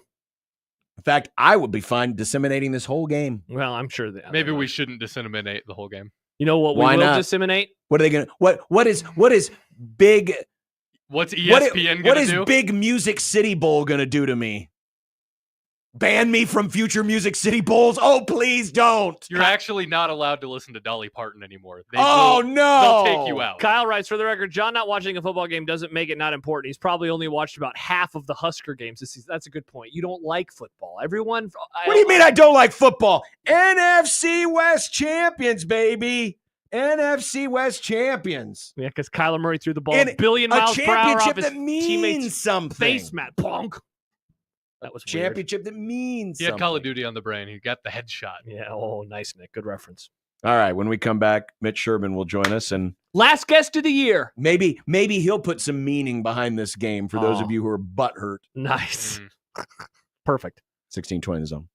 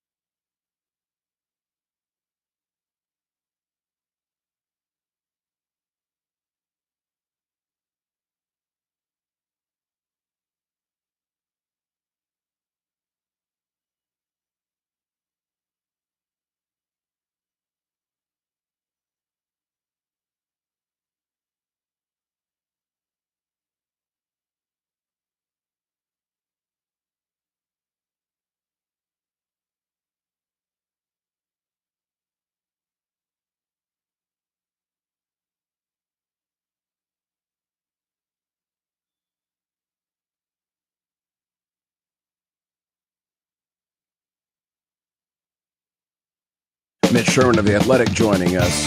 Hello, guys. The intent that he had in putting this staff together will overrule all of that, no pun intended. Yeah, you've got to get bigger and bolder every time, right? Call Mitch. Call Mitch. Call Mitch. Call Mitch. Mitch Sherman of The Athletic. How was your time in the Big Apple? It was good. It was good. Not too cold. Had some rain. Very, very, very crowded.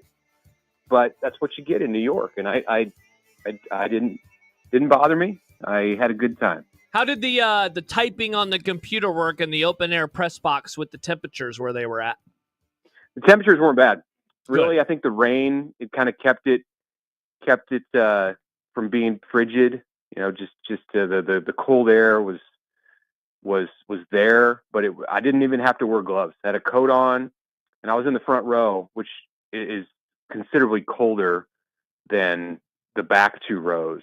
So I don't know what that must be like in their Yankees games in the middle of the summer, because you're really pretty exposed. I mean, the papers on our work area were getting wet. Oh my gosh! If you have a rain situation at a New York Yankees game, you're gonna get. I mean, it wasn't raining on us, but the water's just kind of in the air, and but even that, it wasn't bad. I've heard stories of other pinstripe bowls where it's down in like the 15-degree area or worse, and that we had nothing that even came close to that with bad weather. Here's something that I don't believe was addressed, but it kind of took me aback as I'm watching the game. And, ESPN, I thought, did a decent enough job showing some of the parts of the field that were really saturated with rain. Yeah. Did it surprise you that this modern stadium, which I assume has drainage that's probably similar to the Charles Schwab Field and other ballparks, that there was that much standing water? Because I know it was raining, but it's not like it was a monsoon season. Well, there's a reason that you didn't see the field become a muddy mess, and that's because the ground was frozen. So it snowed in New York. Okay. It had snowed in New York in the lead up to the game, and when Nebraska got out to the East Coast, there was snow, and you saw the snowball fight in Central Park early in the week. So I would assume that the drainage system is not meant to deal with a frozen field, because you're probably never going to have that in the MLB season. So I think if the ice had come out of the ground, it would have drained much better. Mitch, going to the post game. So I read the quote from Matt Rule and it was actually from your tweet about the complete and total overhaul about special teams before I heard it. And I think it read one way, like, oh my gosh.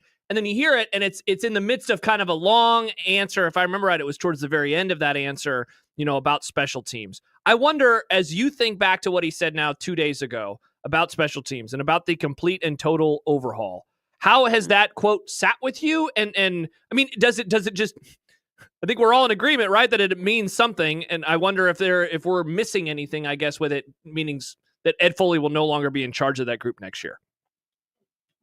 Well, that's the big question, and kind of dance around that a little bit. I don't like to project that a coach is going to lose his job or even be reassigned. I mean, we were in that situation with Marcus Satterfield 2 months ago. Yep. And we saw what happened. Like you started to hear Matt Rule trend in that direction with his comments, and then sure enough, it happened. And kind of what everybody thought was going to happen did happen. In fact, he took more drastic action than even, I think, reasonable people expected. There were clearly some people out there in November saying, fire him, kick him out of the building, whatever, drop him off the bus station, that stuff. And then, I thought he would bring someone in and they would work together. And so he took more dramatic action than I was expecting. In this case, it seems to be kind of trending in that direction, but I don't want to say, I think I can say what I think he's going to do, and I think he's going to make a change. I think there's probably going to be a different structure of how they run special teams next year. And Ed might be around. They have a lot of freedom now within the staff and what's allowed with the number of assistant coaches being unlimited, that you can keep coaches and put them in various roles, and I could certainly see him being a part of things, or maybe not. But yeah, I didn't necessarily, Josh, I didn't necessarily hear it different than the way it looked in print, and maybe that's because I heard it first and then saw it in print, so I knew what the full context was before I read it. I think he meant business. I think he meant it. He meant it seriously. I mean, they had 10 kicks blocked this year. They rank no higher than 92nd nationally in any coverage or return team. Like it's not just, they have some problems in a couple of areas on special teams. Like, it's across the board. Mm-hmm. They couldn't figure out how to kick a field goal until midway through the season. So yeah, I think you've already seen them start to address it with a new long snapper and a new punter. And, Brian Buschini wasn't the problem, but they have to get a new punter. And if Camden Cook isn't ready, then you're going to go to the portal. So they're addressing it, and I think they'll continue to do that. And we'll see. We'll look at it in July and say, okay, is this a complete and total overhaul? And that'll be a good exercise. Yeah. Mitch Sherman of The Athletic joining us on the 42 Degrees The Source hotline. Obviously, we weren't publicly aware of Ramir's situation the last couple of months, but there are always those stories that folks know about behind the scenes, but it's just not made public. But how off guard were you caught hearing about what had happened with Ramir's mother and his whole plight these last 2 months? This was not one of those situations where I had heard about it behind the scenes, and maybe some others had, and usually in that case, word gets around. Yes, like, you don't keep if a few people know, then I feel like everybody knows. I agree. It's always nice when you hear you get a message from a fan like, "Hey, did you hear that this is Yes, I heard it 47 times. Like we there's not a lot of secrets once it gets out into the rumor area. This Emma Johnson knew about it, and I'm sure there were some other teammates and some coaches. I would imagine. I don't think Matt Rule was the only coach on the staff who knew it. I'm sure EJ Barthel knew, and probably other offensive, maybe the whole coaching staff. I don't know. That's neither here nor there. But it was quiet. It was very much under wraps, and I was kind of shocked because that's not the kind of thing where you're just like, oh, we're gonna. And it's selfless on one hand for Ramir, and like he didn't need to do that. Like I feel bad for him because he for all that he's put into the program. Like when he was going through that, he deserved to have the support of people, and I know he's getting it now. And so people choose to grieve differently, and obviously, and handle that kind of adversity in different ways. And I'm sure part of it with him was just that he didn't want to have people coming up to him around every turn and say, "Hey, I'm so sorry to hear about your mom." I mean, right. I think he didn't want that during the football season, but and all respect to him for that. But I was surprised. I have to say, I think it was very admirable, not keeping it secret, not making it public, just the thought of knowing. Because we never got it. We heard it happen in November. We're not sure what exact date, but if you think back to where everything was in November, oh God, they were still fighting to get into a bowl game, and there was still a lot of strife and stuff behind the scenes. And something like this, while yes, many times people have used personal tragedy to be a career motivator, and we hear about it a lot in athletics. Brett Favre, right? But it also is kind of a weight and a distraction. And I think for Ramir to kind of think of wanting to internalize it, and you're right, Mitch, people do grieve differently, right? Some people are more open about it. Others are more private. I'm not judging on either side. But when you're in a situation like this, when you're in a very public forum, and it's something that means a lot to a lot of people, to try to just keep this on the down low as best as possible because you're looking out for your teammates and for the people around you. I think it's very admirable how Ramir has handled himself and how he handled the questions after the game on Saturday. I was very impressed. Yeah, I don't know how you could look at it any different. I mean, this is a universally there's really only one answer. There's no looking at this and judging Ramir. Like it should be 100% of people see this and say he handled this in an admirable way. Yeah. And whether you would have done it the same or different or whatever, that doesn't matter. Like how he had to do it, what was best for him and his family. And I mean, if he didn't want, even if it wasn't for his teammates, even if it was only for him, because he didn't want to have that extra, I mean, to be extra weight, to be constantly reminded about it during the season. Like, I'm sure he wanted to focus on football in the moments when he could. Most of the time when he's away from the practice field or away from meetings, it's going to weigh heavily on his mind. I'm sure you could see that from his reaction just in talking about it on Saturday. But yeah, this is not something that should be in the debate atmosphere. Yeah. What he did was commendable, and that's going to be one of the more memorable, unfortunate, tragic, but also triumphant moments in Nebraska's postseason history. Mm-hmm. Played in bowl games that were a lot more meaningful. Yep. But have rarely ever had a storyline quite like that. Mitch, speaking of things that are up for debate, did Nebraska have a successful season in 2024? Yeah, that's up for debate. Ooh, pass-fail question. I think when we answer this question, given some time, you get to the spring, the answer is going to be yes, because whether you're 8-5 or 7-6, and 8-5 I think would be definitely viewed as successful. And you can say you beat Colorado, you beat Wisconsin, ended that streak, got to a bowl game, you won a bowl game. I mean, not everything went the way that Nebraska wanted this season. I mean, you still have the Iowa situation, which is the carbon copy of a year ago.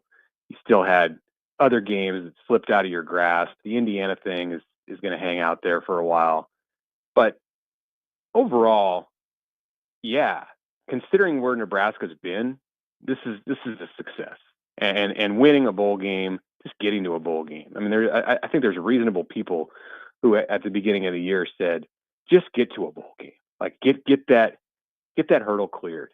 And anything else is gravy. Well, the same people probably said, all right, now that you got to a bowl game, you better win because you don't want to be 6-7. And okay, they did that too. So some of how this season is going to be viewed in the success failure area, I think also depends on what they can do with the roster in the wake of the season. And a lot of that's done, but there's obviously still some key things out there because, part of the reason part of the importance of having a successful season is to build it into the next year. And if Nebraska doesn't come away from this off season with a net gain in what it's done to its roster, considering that it has to get down to 105 players. So you're never going to win the scoreboard in the on-3 or 24/7, portal plus minus. Like Nebraska is losing far too many players, and that's out of its control to ever say, all right, they did better than anyone in the. That's not how this portal stuff should be judged. It's what were your needs and how did you fill them. And they're doing well in that area, it seems, to this point, but there's some big ones still out there left to get.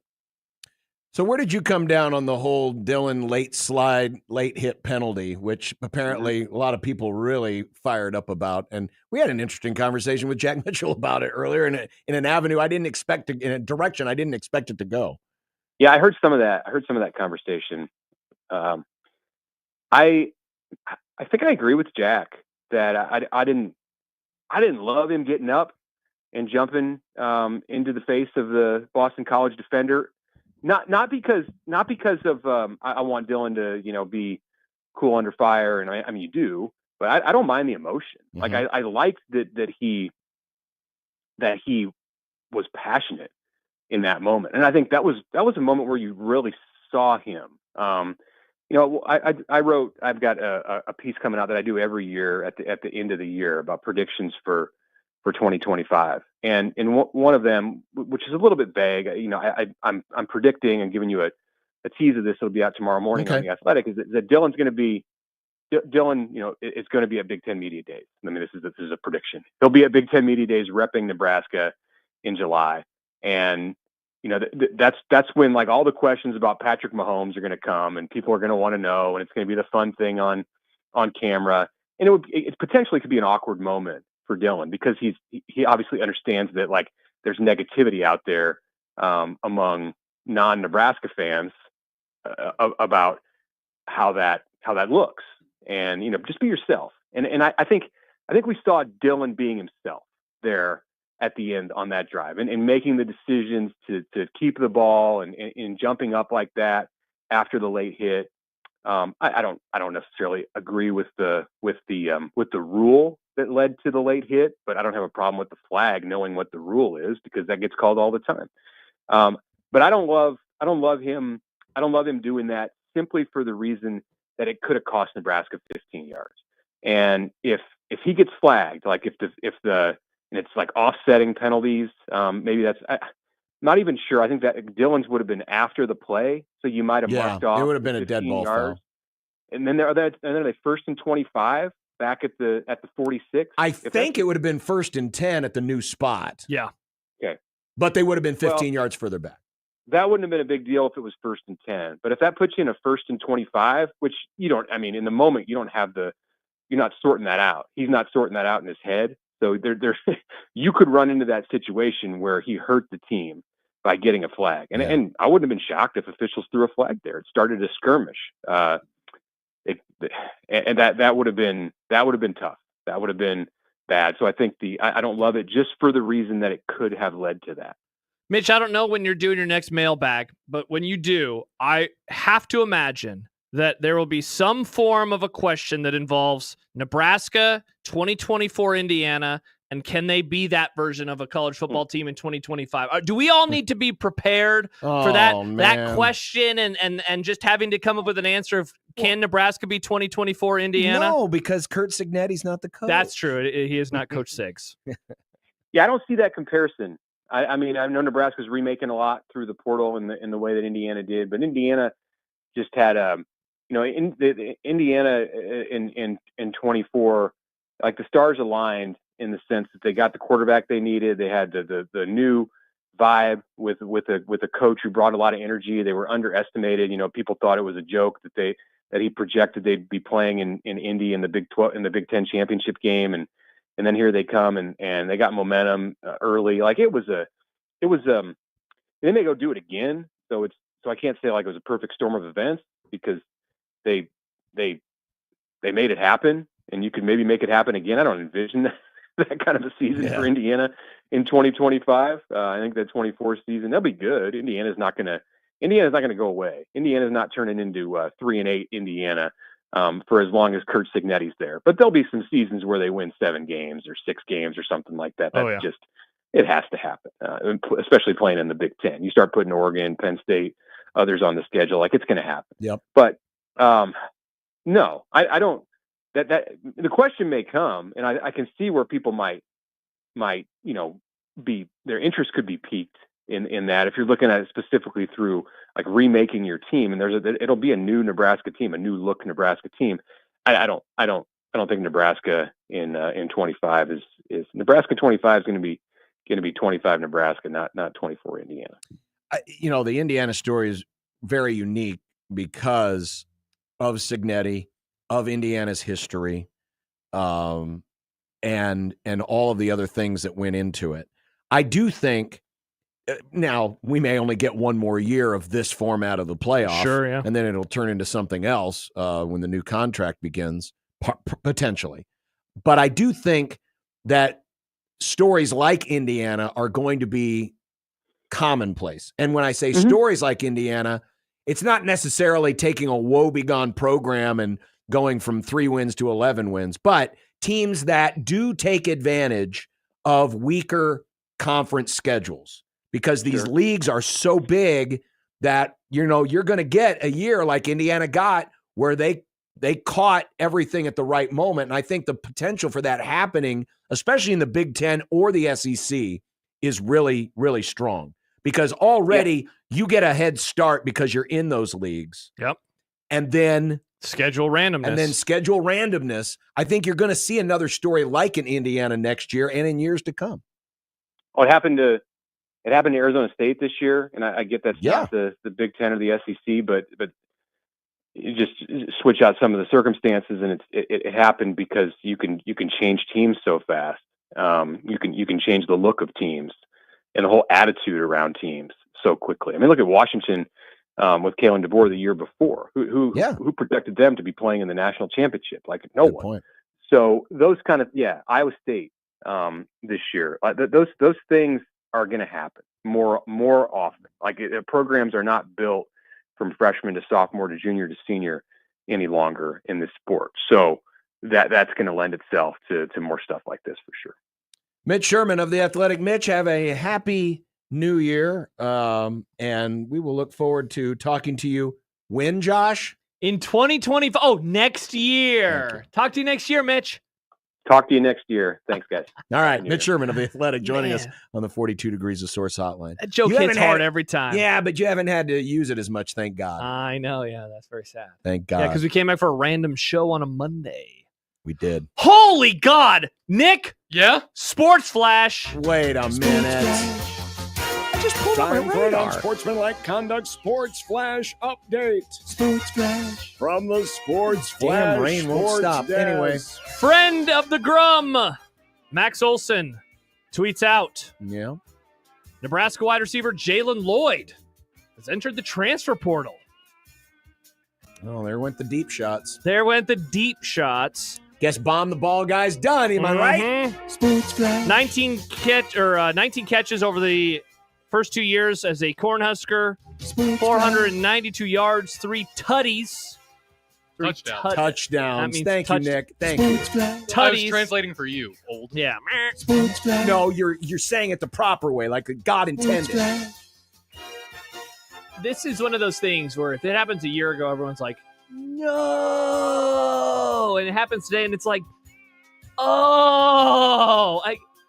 I'm curious as to how this will land with people. He wasn't really involved a whole lot. He had 0 touchdowns this year. No more deep shots, though. But they also didn't throw the ball deep. But now they're going Interesting, to throw though. the ball deep. He did play the bowl game. He did, yeah. And now he is. Now, There is another. The window's closed, right?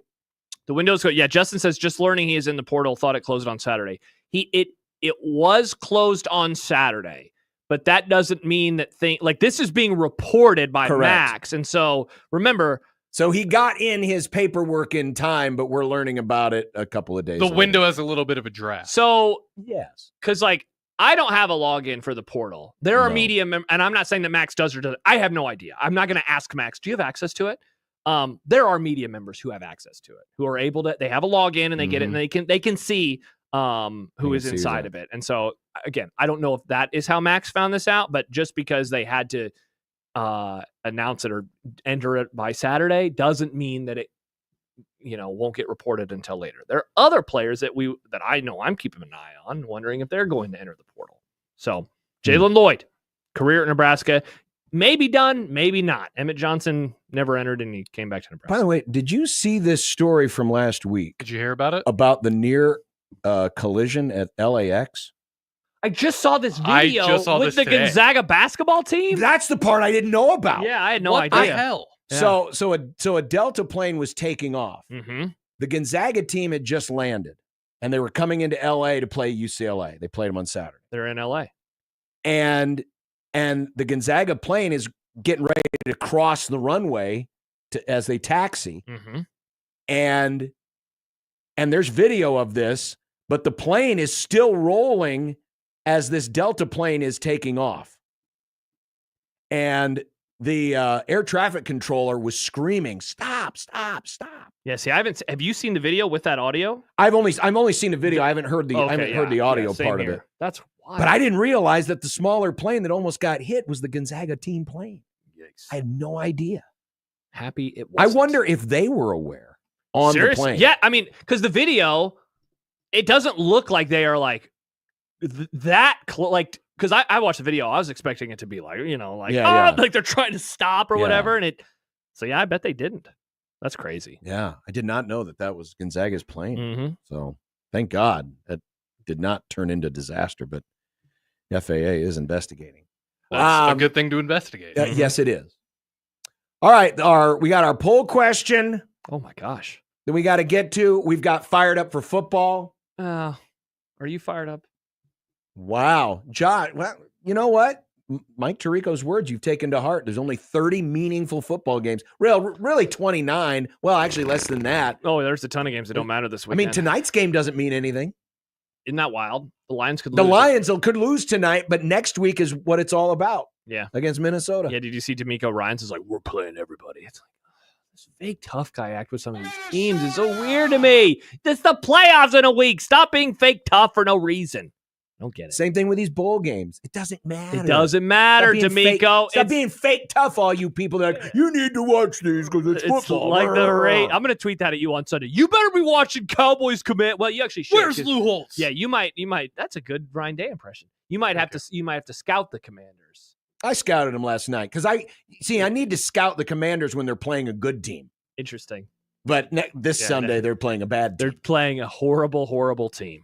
Horrible. Thank you. Horrible. I do need to say this. I got a cool sweatshirt though. To Jared Jones for my Christmas present this year. Thank you, Jared. What did he give you? This year's Dallas Cowboys. It was the worst. Thank you, Jared. I can't wait for him to redact exactly it. what I wanted, and it's in the right size. It's going to be a great time. There will be a celebration. This is one of those rare times where my team is in the playoffs and neither Frisco or Dallas is. I'm going to have to look that up. I don't know how many times that's happened in my life. You are the only person I think who cares about that stat. Yeah, because you're a loser nerd. Because I love my team and I hate evil. And thank you, Commanders. I don't have to root for Frisco tonight. You can't praise Jared Jones and say you're anti-evil. He's a lich. I praise Jared for giving me a great Christmas present. I hate Jerry. You see the Eagles fans were like, you're doing a great job. Every time the Every time the Cowboys. I always say the Philly fans are the smartest fans. Just when they showed that, did you see the thing with AJ Brown? They showed that fan and he came down. It's like, you are from that city. There's a look to them. Yes, every time the Cowboys, you can see the cheese game, dripping up the side of their mouth. This is whiz, by the way. Yeah. Real cheesesteaks come with whiz. Yep, it's whiz, Nick. Whiz. Mm-hmm. Every time the Cowboys lose a game, Jared gets another month. No, that's so many months. That's the deal he made. That's the pact. I don't want that. I'd rather it be for every win. He can live as long as he wants. He needs to live as long. He figured one was more likely, I think. Back after this on 1620 The Zone.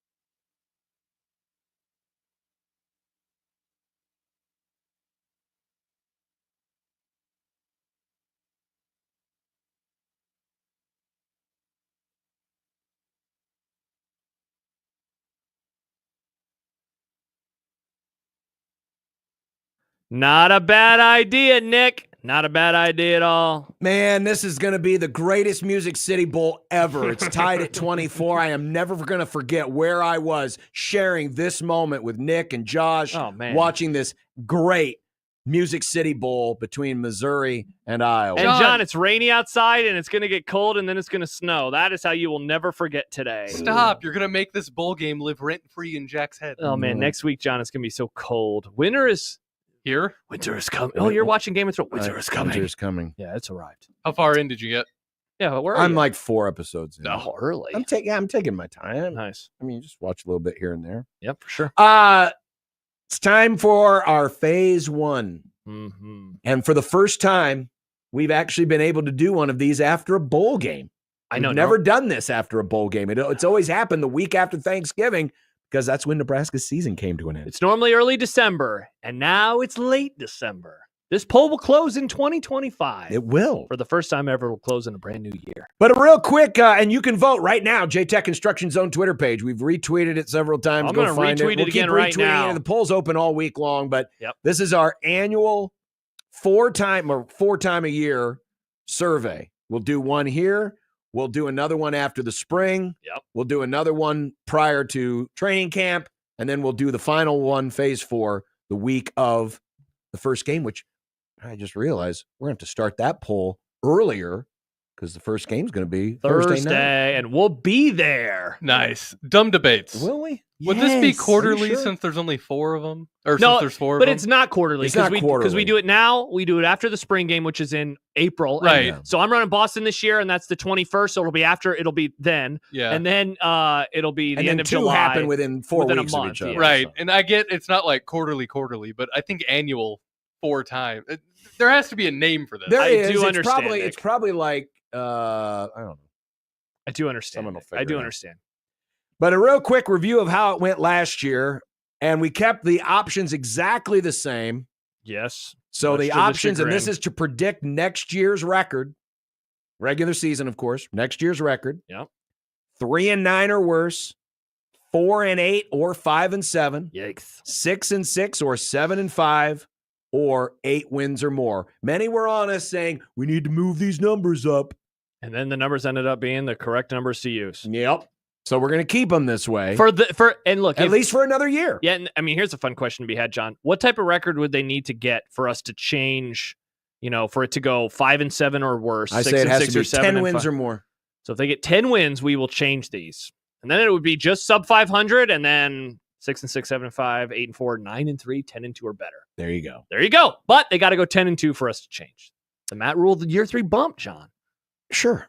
It always happens. But so what we focus on is what we call the positivity, and the positivity is 6 wins or better. Mm-hmm.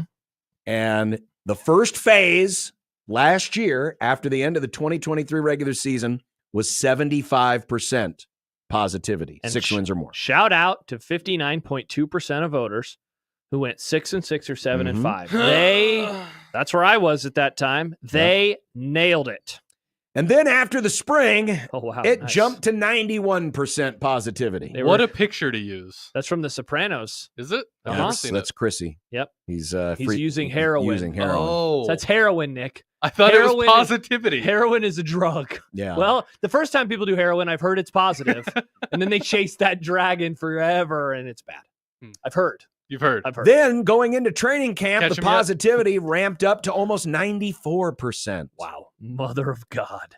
And then right before the season, it capped at 95%. So that was how it went last year. Higher than any Scott Frost year. Though, to Higher be than fair, any Scott Frost we started doing this exercise with these exact numbers in 21. So Mhm. we only got, a couple Frosts. I wonder what the first year of Scott Frost would have been Nick, like. I think about that all the time. First of all, the results would have probably been like 5-7 or worse, and then it would have been the 6-6, 7-5. Mhm. So it would have been way skewed. It would have been hilarious. It would have been hilarious because there was a lot of even 2019. 2019 would have been even worse Yes. because we were frost pilled. So here we are, just a day into our voting, and we're at 95% Oh my positivity. Oh, I think 36% of it's you. too much. 36% of you believe it's going to be a 6-win or a 7-win regular season, And 59% of you believe in 8 wins or greater. Too positive. Only 3% say 4-8 or 5-7, and only 1.5%. We call them the people that were still on their phones in the bar in Nashville before they walked over to the Music City Bowl. Oh, the Iowa fans. I get it. I was like, where is this one going? Yeah. The haters and losers, of which there are many. So we're at 95.1% positivity in phase 1. Kenneth writes, you are sickos. I think he's talking about the voters. Setting yourself up to be disappointed once again. It's a trend. It happens every year. Jordan writes, is this the Dana effect? That's a great question of like, what explains this? Because people have been negative all year. Blind faith. So why are they excited now? What happened? It'd be fun. We'll never know the answer to this, but what if they had choked on Saturday? How much would that have affected? It would have, even though it's a meaningless bowl game, because it would have been another one of those stupid losses. Yeah, for sure. In 2023, the numbers went from 56% to 63% to 70% to 73%. That's where it capped out in Matt Rule's first season. Okay. In 24, last year, started at 75, went to 91, went to 94, ended at 95. So where are we starting this one? And we are starting this one basically where we left off at the beginning of last year. 95.3% said 6 wins or better right before the start of the season. It's at 95.1%. Of course, polls are still open. So it is nuts. It could still be the same. Kenneth writes, I voted 6-6 or 7-5 for the record. Just think they have some big holes to fill defensively, literally and figuratively. I also did. I also put that on the end of the year list, which we did a couple of weeks ago on our last show of 2024. I said they'll go 6-6 or 7-5 and nothing will change. So that is certainly the mindset that I am approaching things with right now. Again, another look at the progression of positivity. I mean, look at the winter is coming. Look, it's Patrick Mahomes. That's funny. Twice. Nice, Nick. Well played. Well played indeed. Uh-huh. And the 8-4 or better crowd, look at this number. 59% of you say 8 wins or better. We've never had a number that high. Last year, it capped out at 42. Is that Jim Jones? That's Jim Jones. This is, wow, I never knew that's what Jim Jones I think like. I What a explained it, suit. It's a great suit. Well, it's 70s. Man, I mean, I want to ask, how high can this number go? Or how high can the positivity go? Honestly, it already has a ceiling on it. Yeah, I mean, it's not going to be really, 100%. Yeah, it's not going to be 100%. So really, the number to watch is this number, the 8 wins or greater crowd, because that's the number that's going to change the most. Yeah, for sure. Everything's just gonna move into list. Put it on the list. Get the tomatoes. Put it on the list. Okay. When we do this in August, right before Cincinnati, the game that we might be at. Nice. No, we will be there. We'll be there. This number of 8 wins or better will be north of 75%. Wait, say this again. I just realized for the last year. So phase 4. I typed 2023 as the date on every single one instead of 2024, like a big idiot. Anyway, continue. So when we do this phase 4, okay, the 8 win or better crowd, that vote will be greater than 75% right before the season starts. 70%? 75. 75. It'll be better than 75%. Okay. Better than 75%. Perfect. So it can't be 75.0. Got to be at least 75.1. Than 75%. Yep. Wow. That's where I think this will end up. That's crazy. I feel like that might be conservative. Yeah. Man. I feel like that might. Again, there's not a whole lot of room to go up. So that's what it's going to be. It's just going to be a shift into that number. Yep. Not so much a shift into like the overall bowl game crowd is probably going to stay about the same. Yeah. Maybe it gets up to 97%. Yeah. Everything's just going to shift into 8 and 4. Yeah, there's always going to be a handful of folks who'll be like, no, they're going to lose. They're going to lose. Husker Sicko writes, if we win less than 8 games next year, Josh can dump a whole bucket of mayo on me. I'll stand on it. Put that on the list. Put this from Husker Sicko on the list. Yeah. Josh writes, I was way down on Nebraska's 2025 season until I saw Raiola doing his best Jim Valvano impression after the big win over BC on a baseball field. Hello, CFP.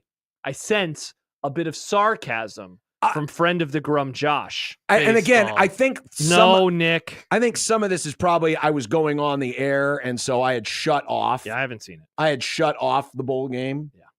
So why would you watch a bowl game celebration? That's sicko behavior.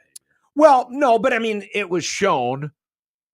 But the conversation around, I guess I have to go back and see if I can find a copy and watch it. Yeah. I mean, I did see him running towards the stands, but I thought, oh, that's he's just celebrating. Yeah. I didn't realize this became I don't know how big of a talking point it became. I don't know if this is just something that lives on the message board. I've done a world. good job of unplugging. It's been nice. Yeah. Me too. So I don't awesome. And I've been on Twitter the whole week. I didn't see a whole lot of conversation about it. Yeah, me neither. But So I don't somehow know if missed this all the is a Cam Ward fringe- stuff too. So Oh yeah, I saw a lot of Cam Ward stuff. yeah, and I missed all that. I missed all of it too. Speaking of chasing things, Katie writes, Josh has been chasing that dragon for years. It's why he started running marathons. Boston is the high he needs now. The name of that dragon is actually 3 hours. Oh. That's what this whole podcast is about. Nick, I'm happy that you figured it out. A couple comments. Jack emails in, not Mitchell. There should be plenty of optimism heading into next year's season as we finally have an offensive coordinator as well as a very good defensive coordinator. The offensive coordinator is bringing in players who can catch and block and make a difference on offense. I think we'll have a very robust offense next year, and I think the defense will be better than average. The big thing that needs to get changed, and the coach said he'll make this change, is to fix special teams. That cost us the Iowa game and another game as well. How can you say this about Holgo with such a small sample size? Because he's been a great coordinator like everywhere. See, to me, the question is, how can you say this about Butler with a small sample size? His sample size is tiny.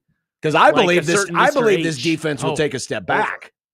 And I'm not saying it's because it's Butler, but I do think this defense is going to take a step back. Yeah, I wouldn't say that he's very good. I don't think we know. And I can't say he's good very or bad. bad, but he doesn't have the same credentials on defense that Dana Holgorsen has on offense. As far as calling the plays. I know he's been in the NFL, he's been with the Bills, he's been around the sport, but he doesn't have the same defensive reputation that Holgorsen has on offense. Yeah, the Oko. Zach says, I've been able to listen much to the show today. You talked about Jalen Lloyd in the portal. How has that affected your voting, John? We have mentioned it. Yeah, I'm on the phone with Nick's buddy Elon, and I'm trying to take my vote back and vote 3 and 9 or worse. Nice. So there you go. And John was at 8 and 4 better. So you view this as 5 wins. Oh yeah, he's definitely worth 5 wins. Bummer. Definitely Well, worth 5. that'll cost him. I mean, not to be totally sarcastic, but this news, again, nothing matters. Nothing surprises John's me. black-pilled. Oh, no. Nothing matters. Honestly, there's only one announced player move that could happen that would make me go, and that's Dylan. I was going to say, Money Chris says, I'll be honest, my reaction to any Nebraska player entering the portal not named Dylan Raiola is basically meh. Yeah. Meh. That's where I'm at. I'm trying to think it's not really meh, but it's like, oh, okay. Yeah. Because because they don't have like an all-conference dude otherwise that we know of. Yeah. I mean, there would be some guys like if, let's say, Willis McGahee. If Cam, Vincent Shavers after the weekend. Shavers. Like, oh, that sucks. Cam Lenhart, right? But part of this is where I'm at mentally with the sport of college football, and You just hate it. kind of You want it to die, and just expecting dumb things to happen, and bad decisions to be made. I'm nothing surprises me. No. Dylan would surprise me, especially. I mean, to celebrate like that, to run around with your hair on fire like a raving lunatic because you want to, like a psychotic person. And again, I'm just going off of what I read on the message boards. Yeah, and Twitter. Jordan writes, when do we change the positivity index to not include 6 and 6 or 7 and 5? Because would that really be positive next year? Again, should 6 and 6 or 7? No, he's asking, should we count 6 and 6 or 7 and 5 in the positivity index? Yes. Is 8 and 4 better only positive? 6 and 6 or 7 and 5 is what they were this year. Is that really positive in year 3? This is the first time Nebraska's gotten to 6 and 6 in years. Yeah, I right. think you should be happy if they do it again. You say, give me more slop, daddy. You need daddy rule. Yeah, slop is better than nothing. We will move the slide forward. We will move the sliding scale forward if Nebraska gets to 10 wins. If they don't, then we're going to keep it this way. Okay.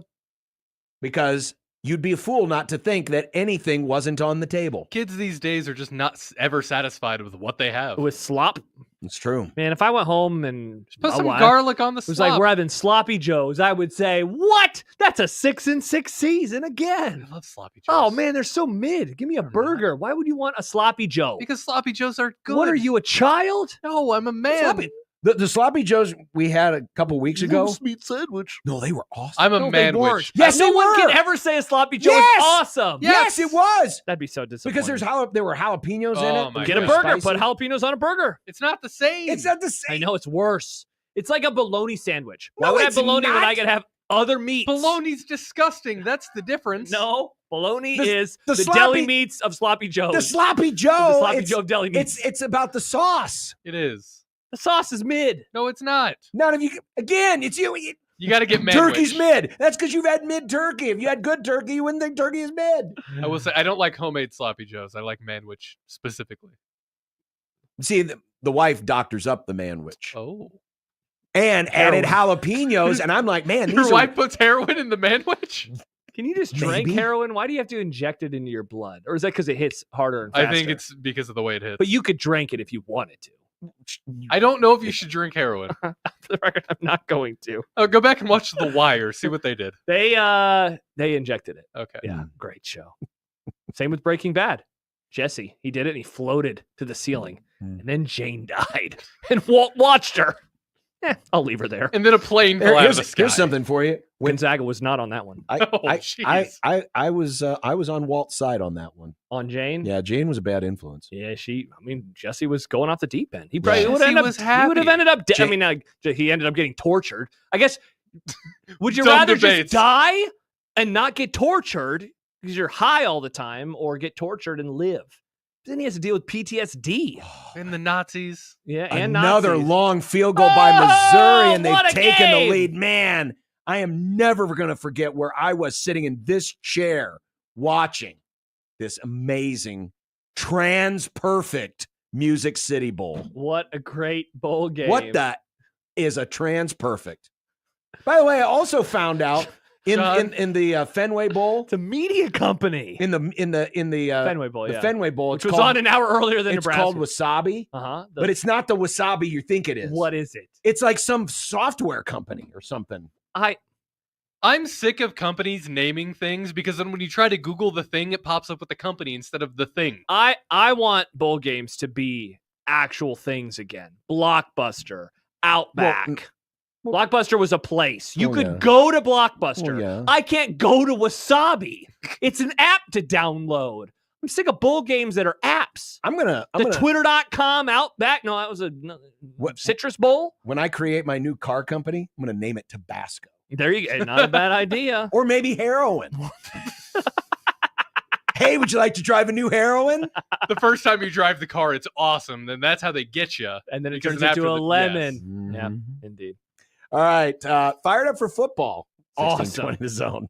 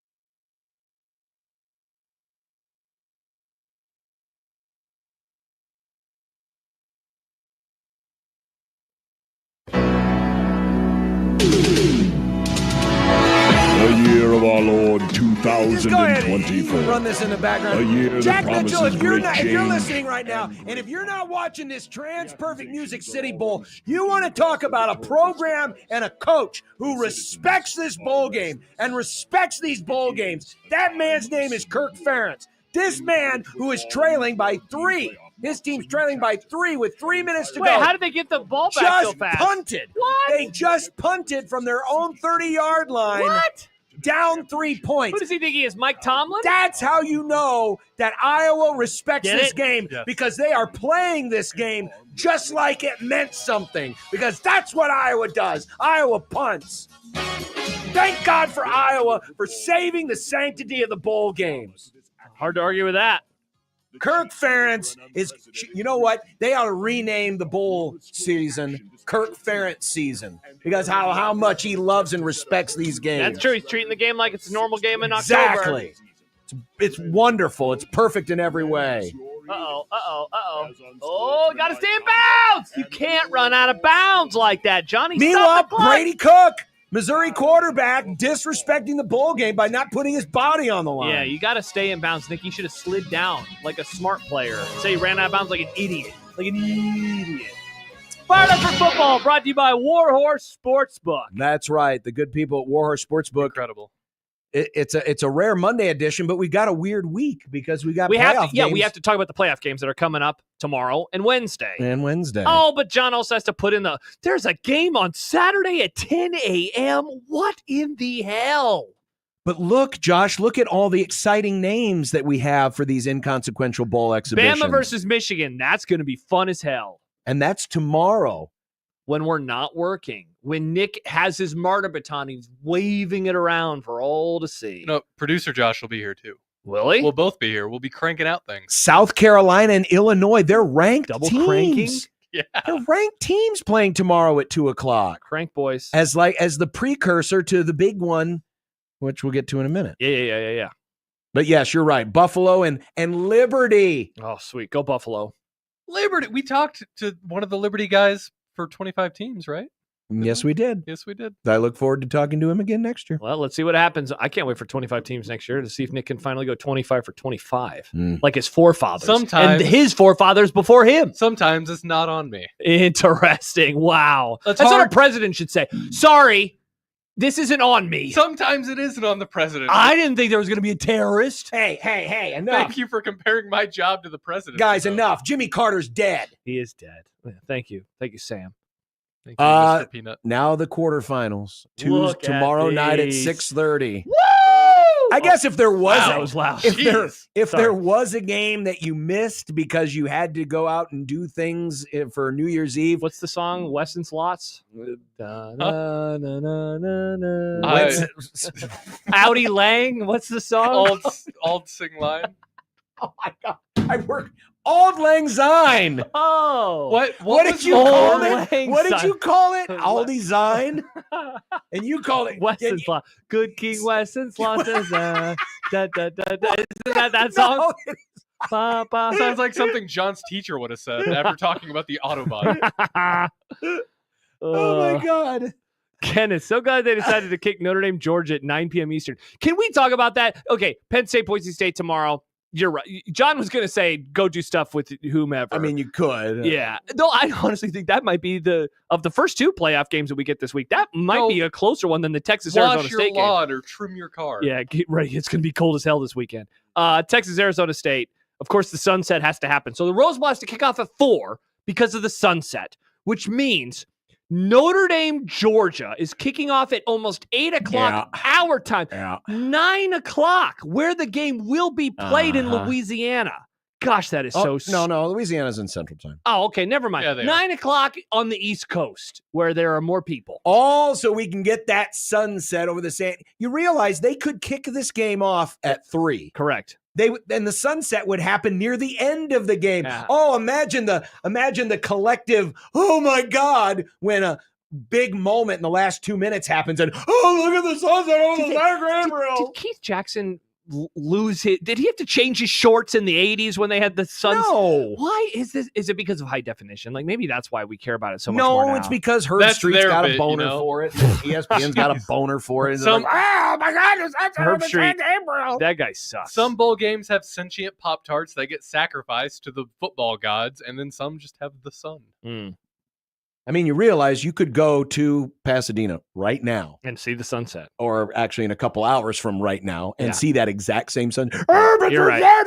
Seriously, should have done 11 o'clock in the AM, 3 o'clock, and then you could do 7 o'clock, and then you're good to go. Games are 4 hours apart. Everything's fine. Remember that time because of COVID, they moved the Rose Bowl to Dallas, and then they put the damn sunset on the big screen at Dejera World? Of all the things that happened that year that were like bonkers in hindsight, that might be the most COVID thing that happened during COVID. Look at the big screen and the sun setting on the big screen. The really weird thing about that is we know that the sun has no trouble getting inside that stadium. Damn it. Yeah, we do know that, Nick. Well played. Wow, John. Thank you for reminding me that the Rose Bowl was played in Cowboys Stadium. Gosh, that was so stupid. It was. Now, I have guesstimated what I think the NFL games will be because they won't announce the they usually don't announce those until Wednesday. Correct. What So we'll get here those on New locally Year's. and market. But we do know this. Yeah. The AFC North will be decided on Saturday as the Browns play the Ravens, Bengals play the Steelers. Ravens are in control, so the Ravens have to lose and the Steelers have to win. If both teams win or both teams lose, the Ravens are the North Division champion. Also, that Bengals game obviously carries some importance because Cincinnati the Bengals needs to win. need to win and see the Dolphins and Broncos both lose. It's pretty wild. The Dolphins are going to lose. Wouldn't surprise me. They're playing the Jets, and that stadium kills players. That is figuratively. true. It shows the dearth is the word, right? The dearth of good games this weekend. Those two games and the two games that Cincinnati needs to keep an eye on, the Denver game and the Dolphins game. Those 4 games should be on at the same time. But the NFL has to have the Saturday games, and so they're just like, I guess we have to put them here. Because if the Ravens win, I mean, the Steelers are playing for seeding, so like they're not just going to punt on things, but like those 4 should be playing at the same time. Here's what would happen, Josh, and I think last night's game determined it. I think they would have put the Rams Seahawks in the early Saturday window because even though the Rams, like they did this weekend, had a strength of schedule component. In other words, if Washington had lost last night, the Rams Seahawks wasn't necessarily for the division because there was still a chance other stuff that could have happened. But they wouldn't have known about it, and so the Rams would have had to play their starters. This is my prediction. So you think that would have been the night I game? think that game would have been on Saturday. And then they would have figured out something else for the early window. Exactly. Yeah. You're probably right. And so then they like, would have probably put these games. That would have been the 325. The 325 slate would have been both AFC North games, Denver, Kansas City, and Miami, New York. Correct. That's what I think would happen. That would have been what we got. Now again, these are guesstimates. I think that you are correct. I mean, certainly we're going to get Bears Packers on Fox, I would assume. Yeah, that makes sense. And I think Giants Eagles. Yikes. If Saquon is playing. Because there's a chance he could go for the record. And when will we know that? You know, does Sirianni play coy all week? Because the only games in the noon window that really matter are the Panthers, Falcons, and the Bucs Saints. Yeah. I have a dumb because question. that's for the NFC South. Aren't AFC games usually on CBS? They are, but see, this is the cross-flexing, and this is Yeah. where I get to be an old man, even though the old days, the NFC was actually on CBS. But I hate this crap. I want NFC games on Fox, and I want AFC games on CBS. Yeah, I hate it. Those rules have changed. Those rules have changed. Yeah, it doesn't a couple matter years anymore. ago. Yeah. Cowboys played the Eagles on CBS this year for the first time in 30 years. Yeah, and it was weird. Oh, Didn't play on Sunday Night Football for the first time in 20 years. Very strange. I mean, I think it's a slam dunk that we're going to get Chiefs Broncos. the for Broncos, Chiefs, and the Dolphins Jets in this market. Yeah, because those games matter, especially if those games matter, and you have Denver being a local team. Yeah, and because the this Chiefs, game of means course. nothing to the Chiefs. No, and it's going to be pretty fascinating to see what happens. I mean, if Cincinnati pulls off the they're not dogs. If Cincinnati wins the game, then that 325 slate is going to be fascinating because I think the Broncos will win, and everything else is rendered moot. But I mean, weirder crap has happened in Week 18, or Week 17. And we're going to get Vikings and Lions. So the That very game's last awesome. game is going to be a humdinger. Dude, the stress of that, because if you win, obviously you get the 1 seed and you get a week off. But if you lose that, then you're going to have to turn right around and you're going to play the next week and you're going to on the road. And I mean, I guess you'll get the extra day because most likely the loser will be in the Monday night game because the Monday night game has to be a 4 versus 5. And so do you get, whether it's going to be Tampa, right? Most likely Tampa will be the 4. It could either be Tampa or Los Angeles. Yeah. And so if so, you could get Tampa, Detroit, which we saw last year in the playoffs. And that was one of the early losses, the only early loss for the Falcons this year. Tampa, Minnesota also could be a, fascinating game as well.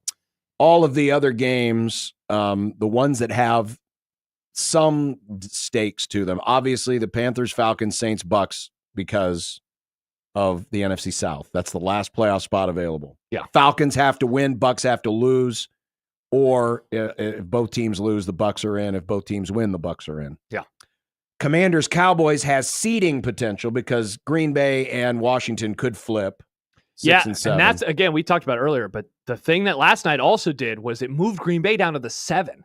And so, you want to, and teams are wanting to avoid Philadelphia. They want to avoid. It's nuts because, a lot of Packer fans originally were like, it's going to be okay, but then Washington wins, and it's like, oh my gosh, now you are. I'd rather play the Rams than Philly, even though I think Philadelphia could be very dysfunctional. I think everyone would rather go to Los Angeles and have to play a road game there than have to go to Philadelphia to play a road game. And then Chargers, Raiders, there's still seeding potential. Yes, because if the Steelers lose and the Chargers win, they flip. And that, I mean, dude, if the Chargers are suddenly the 5 and have to go to Houston, I mean, whoever's the 5, you're feeling good. You're like, okay, we take care of business. We should be able to go to the divisional round at the very least. So that'd be pretty wild because then, I mean, that's setting up then for a possibility of LA at Kansas City for the 3rd time this year. Both games were close already. And then Bills, Ravens on the other side. And Seahawks, Rams and Washington, or I'm sorry, Rams and Bucks and or Falcons could flip around. So that has potential. Yeah. And our grades are identical. Yeah, the NFL, and we're going to get to this a little bit more in the Scarlet and the Cream. This week, and some of it's stuff they can't control, right? Like having, only no do or die games, at all. No. You're always looking around. And one game that, I mean, really does matter. A 1 versus a 5 is a huge deal, but yeah, it is what it is. Yeah. But 4 playoff games, that's pretty fun.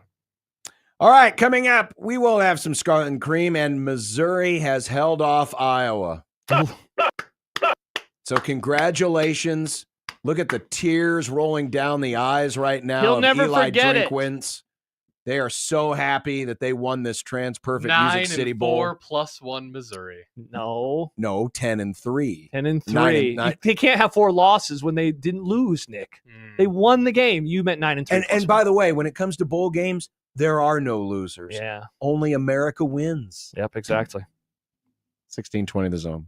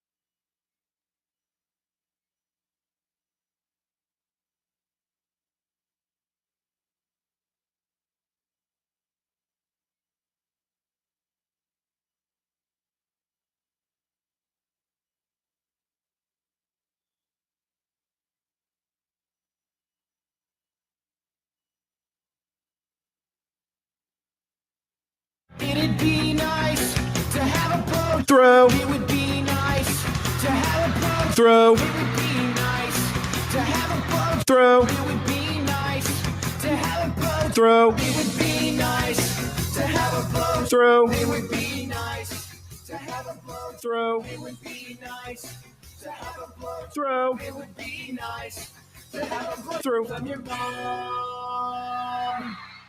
The Congratulations Missouri Tigers Trans Perfect Music City Bowl happy hours on the air.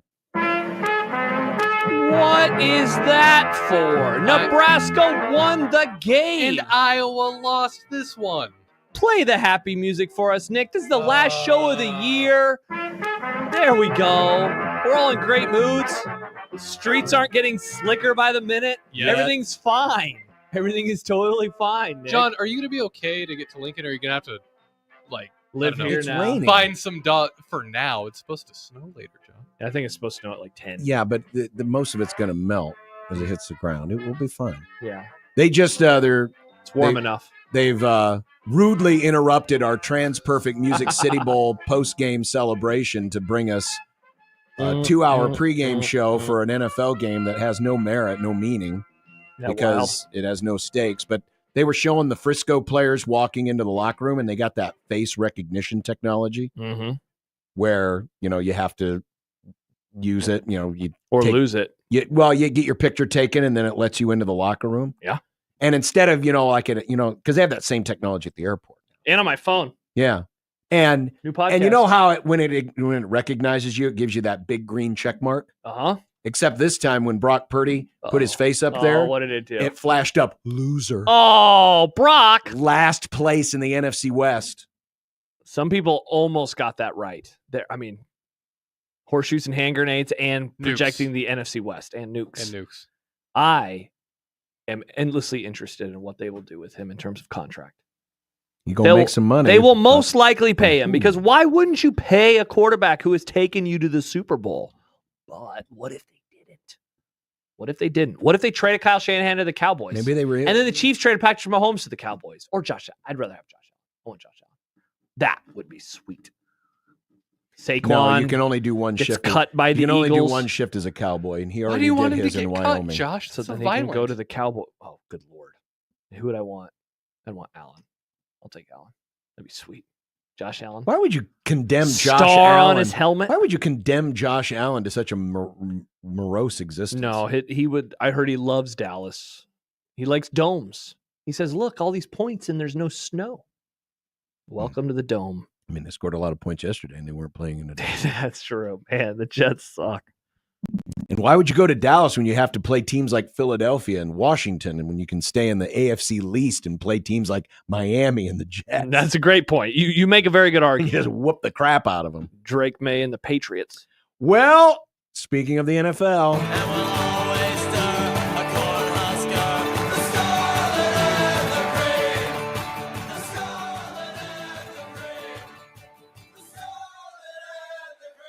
It's gene creaming time. It's cream in your jeans. No, Brick, you need to say something different. Something on your own. You're gonna cream. Mm-hmm. NFL Cream Team. And look who's at the top of the list. For both of us. Sam, don't Sam call me Arnold Arnold Darnold. 35-12, touchdown to INT ratio. Tutty to INT ratio. Excuse me. Touchdown, you stop. 3 touchdowns, 1 pick yesterday. Completed almost 80% of his passes, coming off of a 3-touchdown, 0 interception day last week in the win over Seattle. I think, John, the debate about what the Vikings should do is done. I do not think that there should be any questions about it moving forward. So what do you do with JJ? You keep him on the team. They will tag, in my opinion, they will tag Sam Darnold. They will keep him around, and they will pay him. The tag it's a lot of money, but they will keep him around for another year. And if he does this all over again, you can't move on from the guy. No, I agree. They are on their way towards a 1 seed. At the very least, they'll be a 5 seed. I think they're going to make some noise in the playoffs. I'm with you. You predicted it a couple weeks ago. I think they're going to make a deep run. This is awesome. And the video of yesterday of him going in the locker room and all the teammates, like, it's pretty cool, man. Like, they genuinely care about the guy. And for someone that I had long left for dead, And I know other people had too. He was a meme. He was the mononucleosis guy. He was. And now he has done this, and he has great weapons. He's a great coach, great culture. What a performance yesterday. What a season that he's had. Joining him on my cream team is Jaden Daniels. What a game. Dude. What a game that last guy's night. Awesome. Yeah, He is something special. And the funny thing is, you look at him, and they did a side-by-side with him and RG3 last night. And you don't appreciate and how much bigger RG3 looked. Yes. Right? Thicker. Yeah. That's the word I'm looking for. Thicker. Yeah. And the knock on Daniels was, well, he's not going to be able to run like this in the NFL. Mm-hmm. And he did. Mm-hmm. And in the second half, they made a more conscious effort to just say, run the ball. Yeah. Take off when you have a chance. And he did. He makes it look so casual, too, sometimes, where the defenders, it's like he spins around and he looks like he's walking out there at times. He looks like a more elegant Kyler Murray. Because Murray's got that little choppy, I hate him, by the way. Can't stand him. I should have heard me screaming at the John TV. Bishop, Cardinal fans, handshake me. I don't like him. Anyway, but he's got a similar move set where he can be elusive like that, but it looks so much more smooth and graceful. elegant. Yeah, he's good. And can't wait to play him twice a year every year. That'll be fun. Yeah, he's something else. And I'll stay with that same game. And I know the Falcons probably disappointed last night, but the future of this team looks really good. Oh, yeah. I mean, if they can finally unlock Kyle Pitts, who had that big touchdown catch in regulation, if they can finally unlock him, they've already got a good group of skill position players with Bijan Robinson, who was tremendous yesterday and has been all season long. You shore up some things on the defensive front, maybe on the offensive line.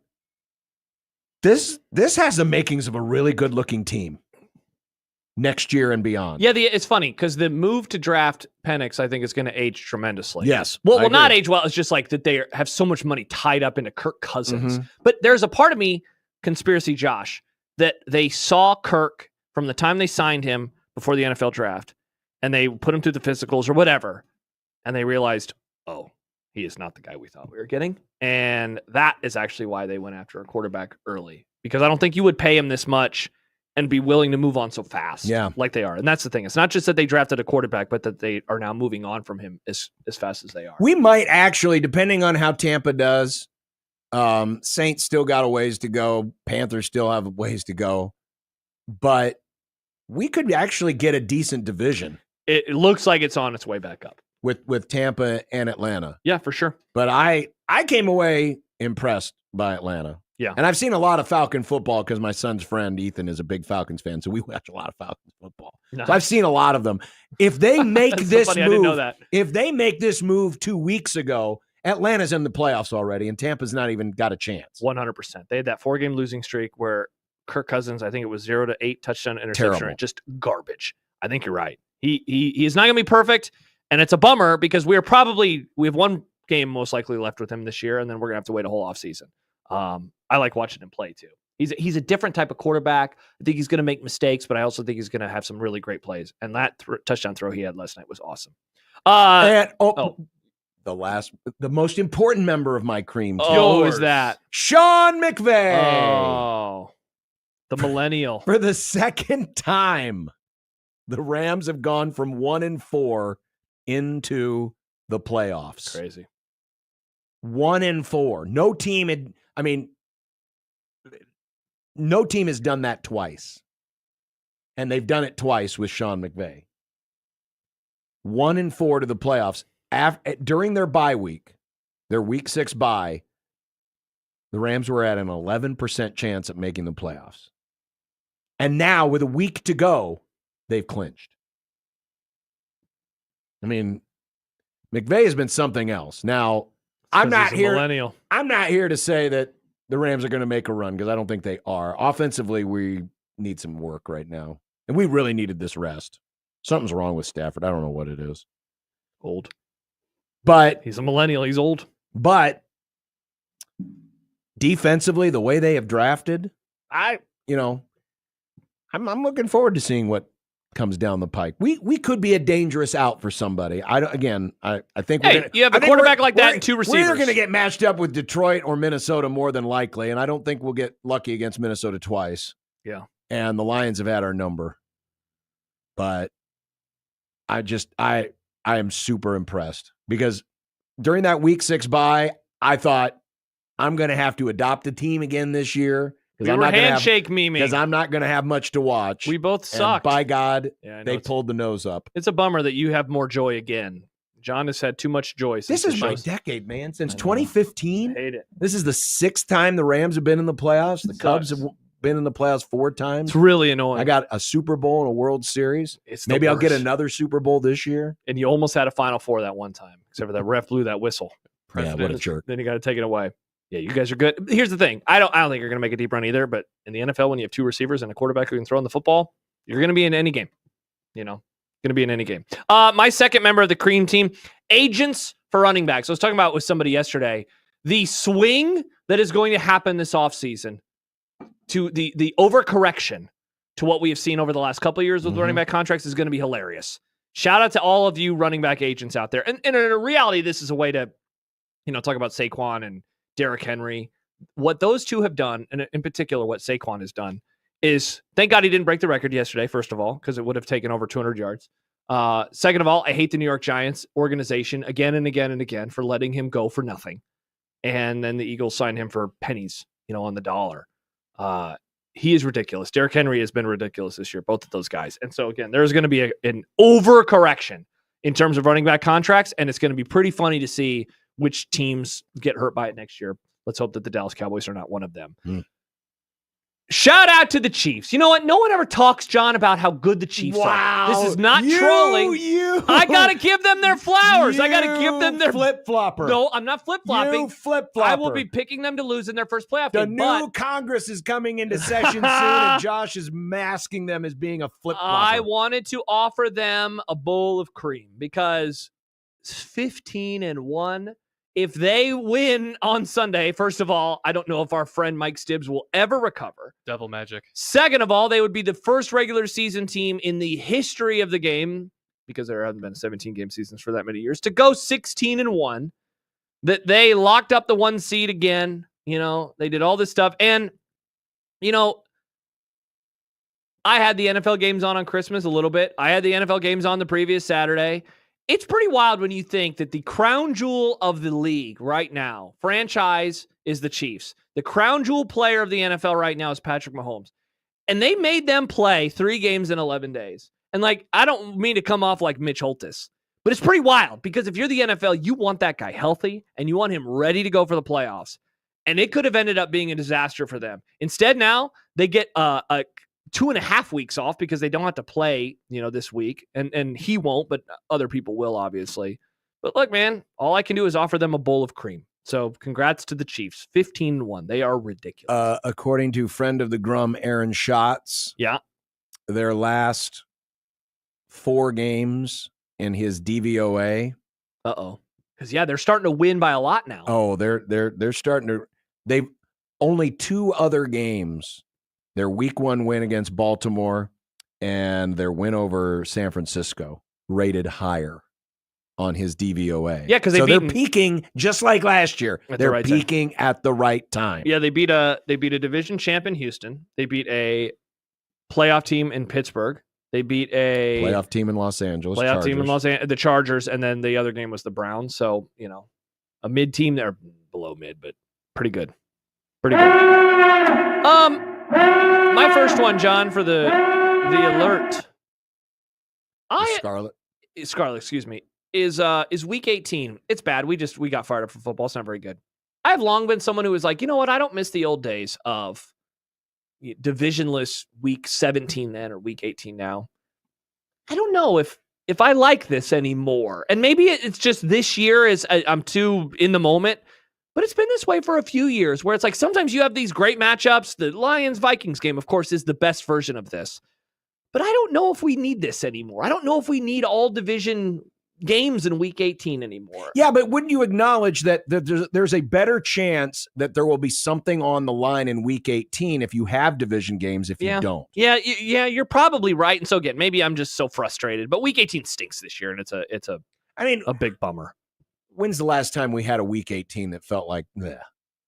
Because it seems like we've always had at least one or two win and get in games. Yeah, every week. That's the issue is we don't have any of those, and we have very little. Like it's like seeding stuff, but it's not even like high end seeding. It's all like 5, 6, 7 type. I mean, and you could argue that Lions and Vikings, especially if the game lives up to the hype, it's going to is going to raise the bar for everything because we've never had this before where the number 1 seed was on the line in the final game of the year. It's never happened. No, it's happened before. I don't remember that happening. Well, you know what? Okay, it half happened because the 49ers played the Eagles 5 years ago, and the Niners got the 1 seed, or the Seahawks, excuse me, but the Seahawks could not have gotten the 1 seed. So you're right. For this being a 1 seed for both sides. Yeah. I acquiesce. Yeah, you're and if the Lions win tonight, which again they don't have anything to play for, it'd be 2-14-2 teams in Week 18. Like that's pretty stupid. We both I wrote him by name, you wrote time management, but Raheem Morris, what he did at the end of the game, I am still flummoxed by it. So here's what happens. We're watching, and the catch happens, and the play finishes, and I look down to go on Twitter. I thought that they had gotten out of bounds. And so when I look back up, I'm like, why is the clock ticking? And then you come to the realization of, and why aren't they calling a timeout? To hold on to those timeouts, they finally used one later in the drive, that stuff is unforgivable. You know, like it's kind of like Matt Rule. You can be great at program building, great at culture. You can have all these assistants.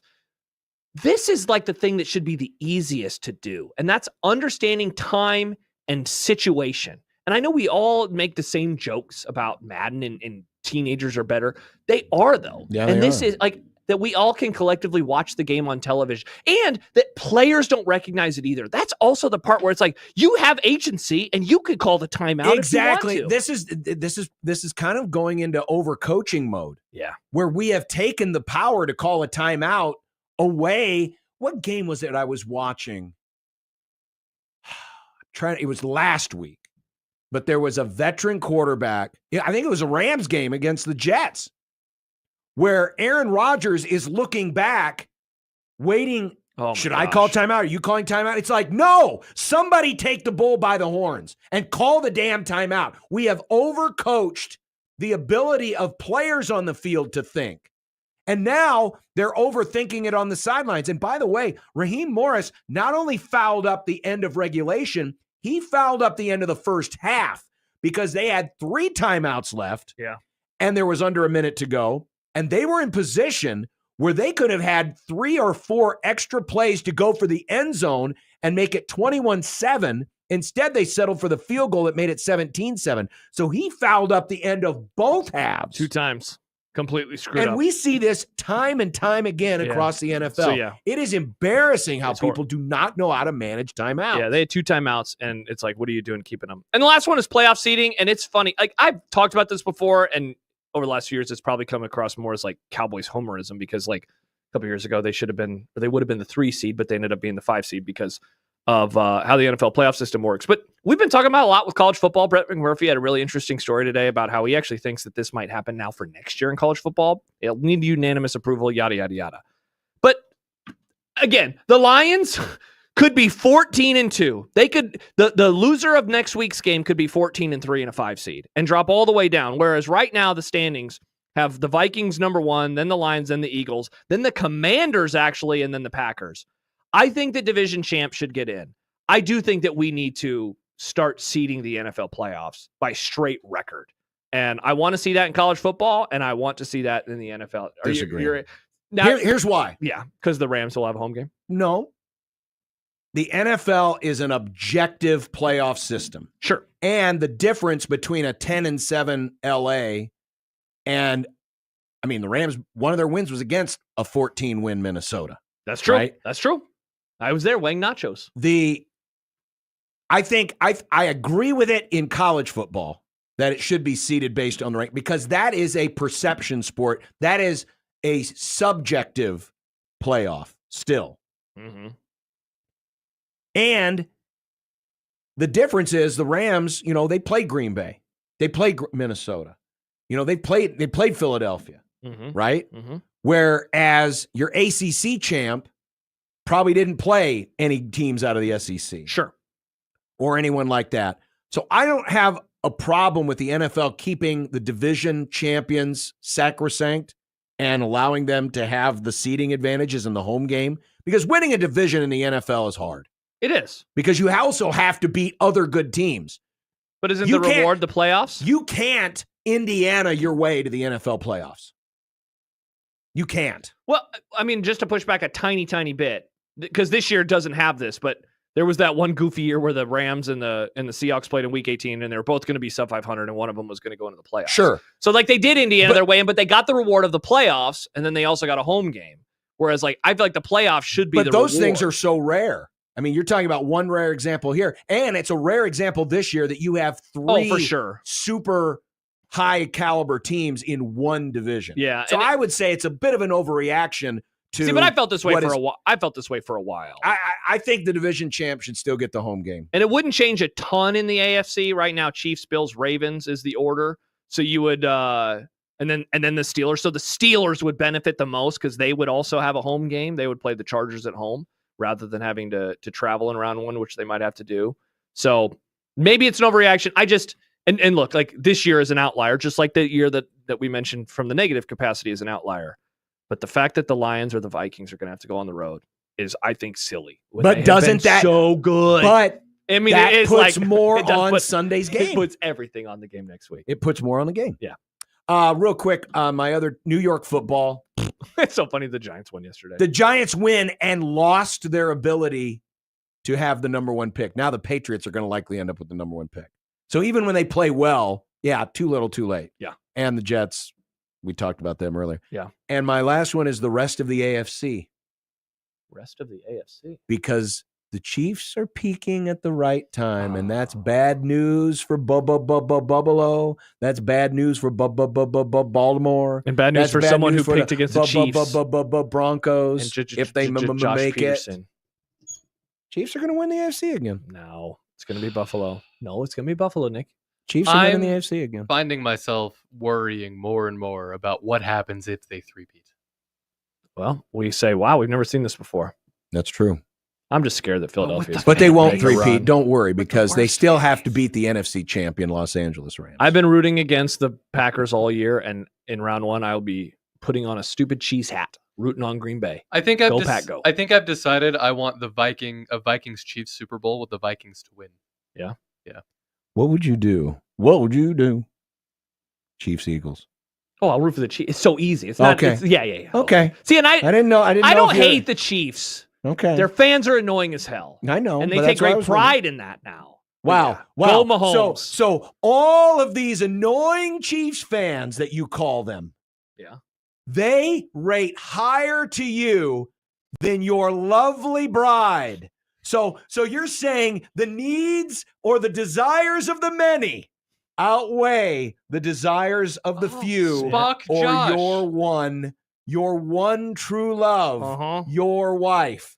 Man, what a terrible look that is. Do you know, what a terrible look that is. Do you know how she'd be able to hold that over my head? I mean, the Cowboys are already garbage. That'd be so bad. Go Chiefs.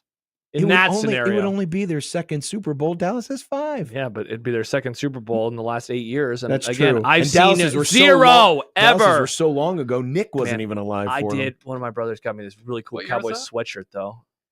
That's almost like a Super Bowl. Getting a cool. 95. I for sure was not alive. Famously, Nick is a child. I was born in 97. No, Nick's very old. I'm 27, He's Josh. very old. I'm an adult. Trying to figure out who I want to win them. I mean, obviously, I want the Bills to win number 1. That'd be the best. Ugh. Wow, they're out on Shafe. Who's my How'd you bring Vikings them are over number the 2. Vikings are number 2. And I'm trying to figure out who. I mean, like the Chargers winning would be fun because then, as the Harbaugh guy, I could run. Go Chargers, go! I'm rooting for them. I was wrong about to get the 5. Yes, duh. I'm rooting for them to get the 5, to win, to play the Chiefs, pull off the upset. I'm basically proven right about the Chiefs all year long. And then we get a Chargers-Bills AFC championship like the good Lord intended. Ugh. It's going to be a bummer because I'm going to pick against the Chiefs, even though I would rather it be Buffalo, Kansas City for all the like, that's what we want. Why would I want the Chargers?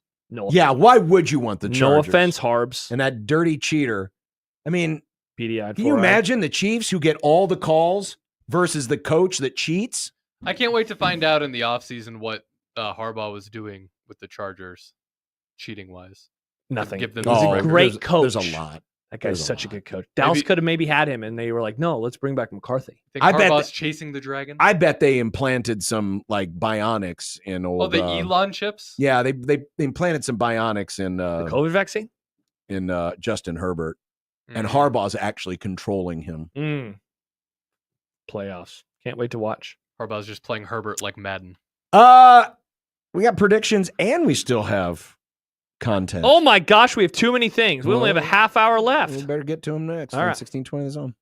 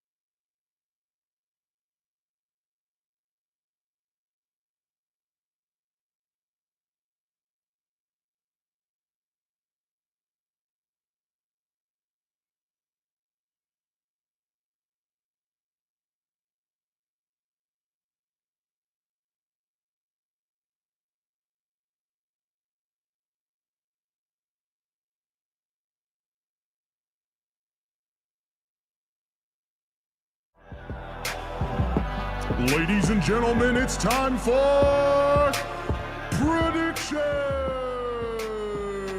On a Monday. Yeah.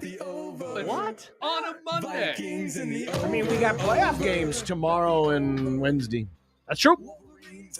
So an abbreviated edition of predictions from our predictions pre-vacation. Josh sucked. I didn't. And Yeah. Nick gained ground. So Yes, I did. So it's closing. It's closing. Yeah, I'm up 24 to 20 and 28. John is 20 and 32. Nick is 22 and 30. Not great. Basketball. Well, I think you said abbreviated. Well, it is abbreviated. Abbreviate my ass. Do you like how you know it's basketball because I put a basketball in the back? That's Oh, great, by the yeah. way. Thank you for doing that. That's awesome. Number 17, Cincinnati. Big 12 action. When's this? Is this tonight? That's tonight. Big Monday? Is Big Monday? Oh, Monday Night Football's on. Man, you can't go into Manhattan, Kansas and walk out with a 4-point win, can you? Sure. Give me Cincinnati. I'll take Cincy. I'll go with Jerome Tang Emaw. in Kansas State. You know what that means, Nick? No. Every man a Wildcat. Should it be E-Paw moving forward? Paul. Every person a Wildcat. True. Let's make. I just wanted to trigger somebody. Let's make Kansas State woke. There you go. Number 3, Iowa State. 9.5-point favorites at Colorado.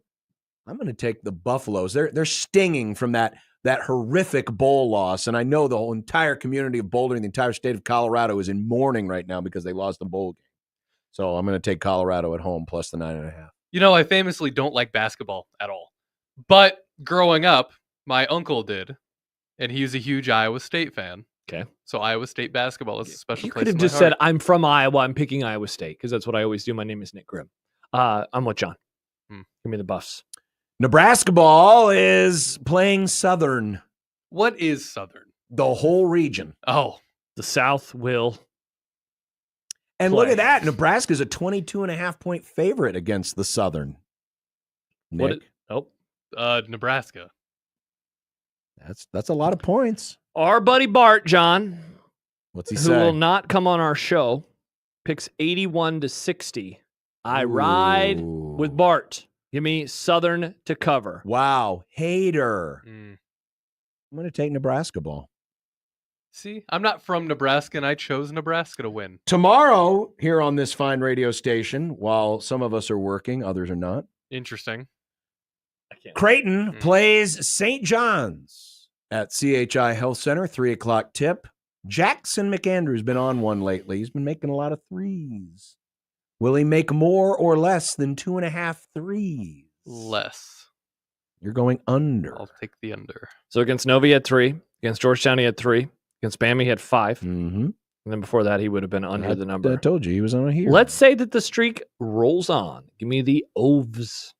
That's what people say for over. Oves. The Oves. The ovaries? No, the Oves, John. This isn't a human growth and development class. Could be. Over. Okay. Could be. If we want it. This is the ultimate test of whether or not Alabama really cares. Jalen Milroe's playing. Alabama's a 13.5-point favorite against Michigan in whatever bowl game. The Rate Bowl, John. Rate This Bowl, is you the see it, artist it's right there. formerly known as the Look at the graphic, John. back Well, bowl. I'm typing in all the stuff. I'm not looking at the Doesn't graphic. care about my artwork. I think you did a great job, Nick. Thank you. I'm sure it's great. I'm just typing in all this. I mean, come on. We're going to go with Alabama. I love Alabama in bowl games that don't matter, but kind of do. When they can kick the crap out of a name brand program in a bowl game, they love doing it. Wow. Hating on your beloved Michigan. Harbaugh's in the NFL now, John. Go Chargers. I actually will take Michigan. Wow. I wanted to take Michigan, but I agree with Josh. I think Alabama will smack the crap out of those idiots from Michigan. Ooh, look at this fun graphic. What year is the Boise State logo from, Nick? 60s? Wow, that's fun. I've never seen that one before. It just looks like a horse. It does, but it's a different horse than they've used since. It's not the current horse, John. Yep. Which bowl game is this? This is the Fiesta Bowl. Oh, yeah. You can tell by the graphic. They always Fiesta Bowl. relegate the crappy games to the Fiesta Bowl, don't they? They do. You know why? It's because they played in the new stadium. Go back to the old stadium. Put the Orange Bowl in the Orange Bowl again. And make the Fiesta Bowl in the whatever stadium. in Make Tempe. the Orange you Bowl realize orange that- again. Yes, it's dead. You realize They the blew Orange it up. Bowl Stadium is Gosh. now the Marlins Stadium. I miss that stadium so much on television. It looked so much better than whatever you play at now. Except for the field, it was always What are the- crap and yeah. made with What do the sand. Dolphins play at? What's the stadium called? Hard Hard Rock? Rock. Yeah. No. Yeah. Penn State's minus 11, by the way, versus Boise State in this bowl game. Hard Rock is pretty bad. Penn State. Don't overthink it. Yeah, everyone is like, oh, Ashton Jeanty. He is good, but Penn State has better players. Give me the Nittany Lions. Give me Boise because I'm going to see if I'm going to point. Okay. Will Ashton Jeanty get over 125 and a half rushing yards? No. I'm going to go under too. When you look at rushing defense this year, Penn State is 7th in the country. They allow about 100 yards per game. In terms of yards per carry, they are 11th in the country at 3.11 yards per game. Pretty good. Over. Texas is a 12.5-point favorite against Arizona State. In which bowl game is this? Peach Bowl. Arizona State. Arizona State. Yes. You know what, Nick? I agree. I think they cover. Hook 'em. Give me Texas. The Rose Bowl. Oh, isn't this great? A Pac-12 school and a Big Ten school, even though we eliminated the Pac-12 because of greed. Wow, Nick included the sponsor in this graphic. Yep. Capitalism Grim. That's what I'm here for. 2025 is not going to look I good would on have you. never guessed that Prudential was gonna the get a monocle. sponsor of the Rose Bowl. It's- They should call it the Prudential Rose Bowl. Nick, for a spell, it was sponsored by PlayStation 3. Oh, that's It was cool. really weird. Ohio State minus 2.5. Why wouldn't Sony just outright sponsor it? Did you just say Ohio State? I don't like it. Wow. I hope I'm wrong. What a goober. Give me Oregon. Wow. Go Ducks. Buckeyes are good. Buckeyes to win. Mm. Tez Johnson versus Jeremiah Smith, two fine receivers. Tez Johnson, 5.5 more receiving yards than Jeremiah Smith. What do you think? Tez. Jeremiah. He gets his yards, but not as many at I know, not as many as times. you would think he did. And so I'm going to go with Tez. Okay. And America's greatest sporting spectacle. Yes, get out your Sugar Bowl pole.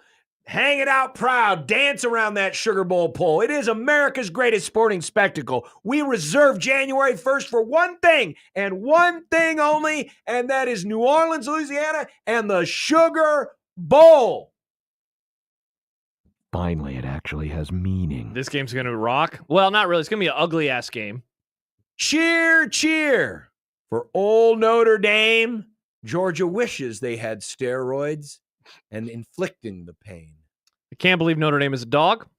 This feels like easy money. The wrong team is favored. Give me the Irish. I'm going to agree with both of you. Here come the Irish.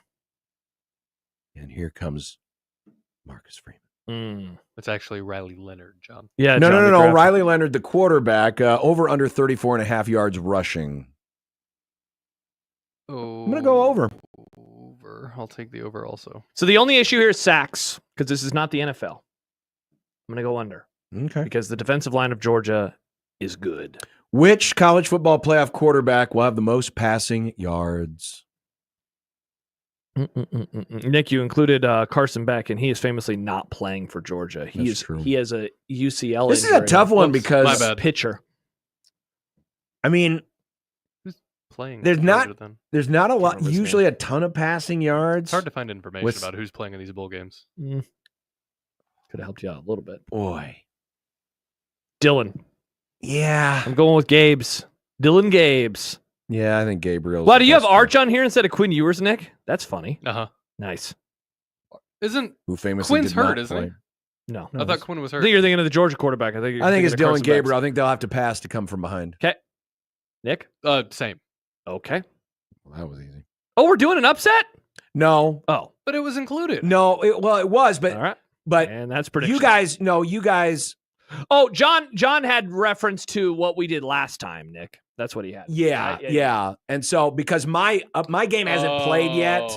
He's just including it so that we're You still had rolling Tennessee over. and Nick had SMU. Those both did not hit, but I still have Illinois out there. And when is that? Is that tomorrow or I is think that that's tomorrow. Is on Wednesday. Okay. Yeah. So There you go. there you go. There's predictions. Nice. And now it's time for content.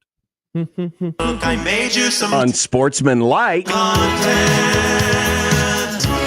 Unsportsmanlike content. Unsportsmanlike content. Content that's unsportsmanlike. So, we're waiting. Have you seen this? Have you heard about this? Here's how the Vikings-Packers game began yesterday. Yeah, it's a big road challenge. They've got 4 losses this year, Green Bay does. 2 of them to the Lions, they're a good team. The Eagles, they lost to them, they're a good team.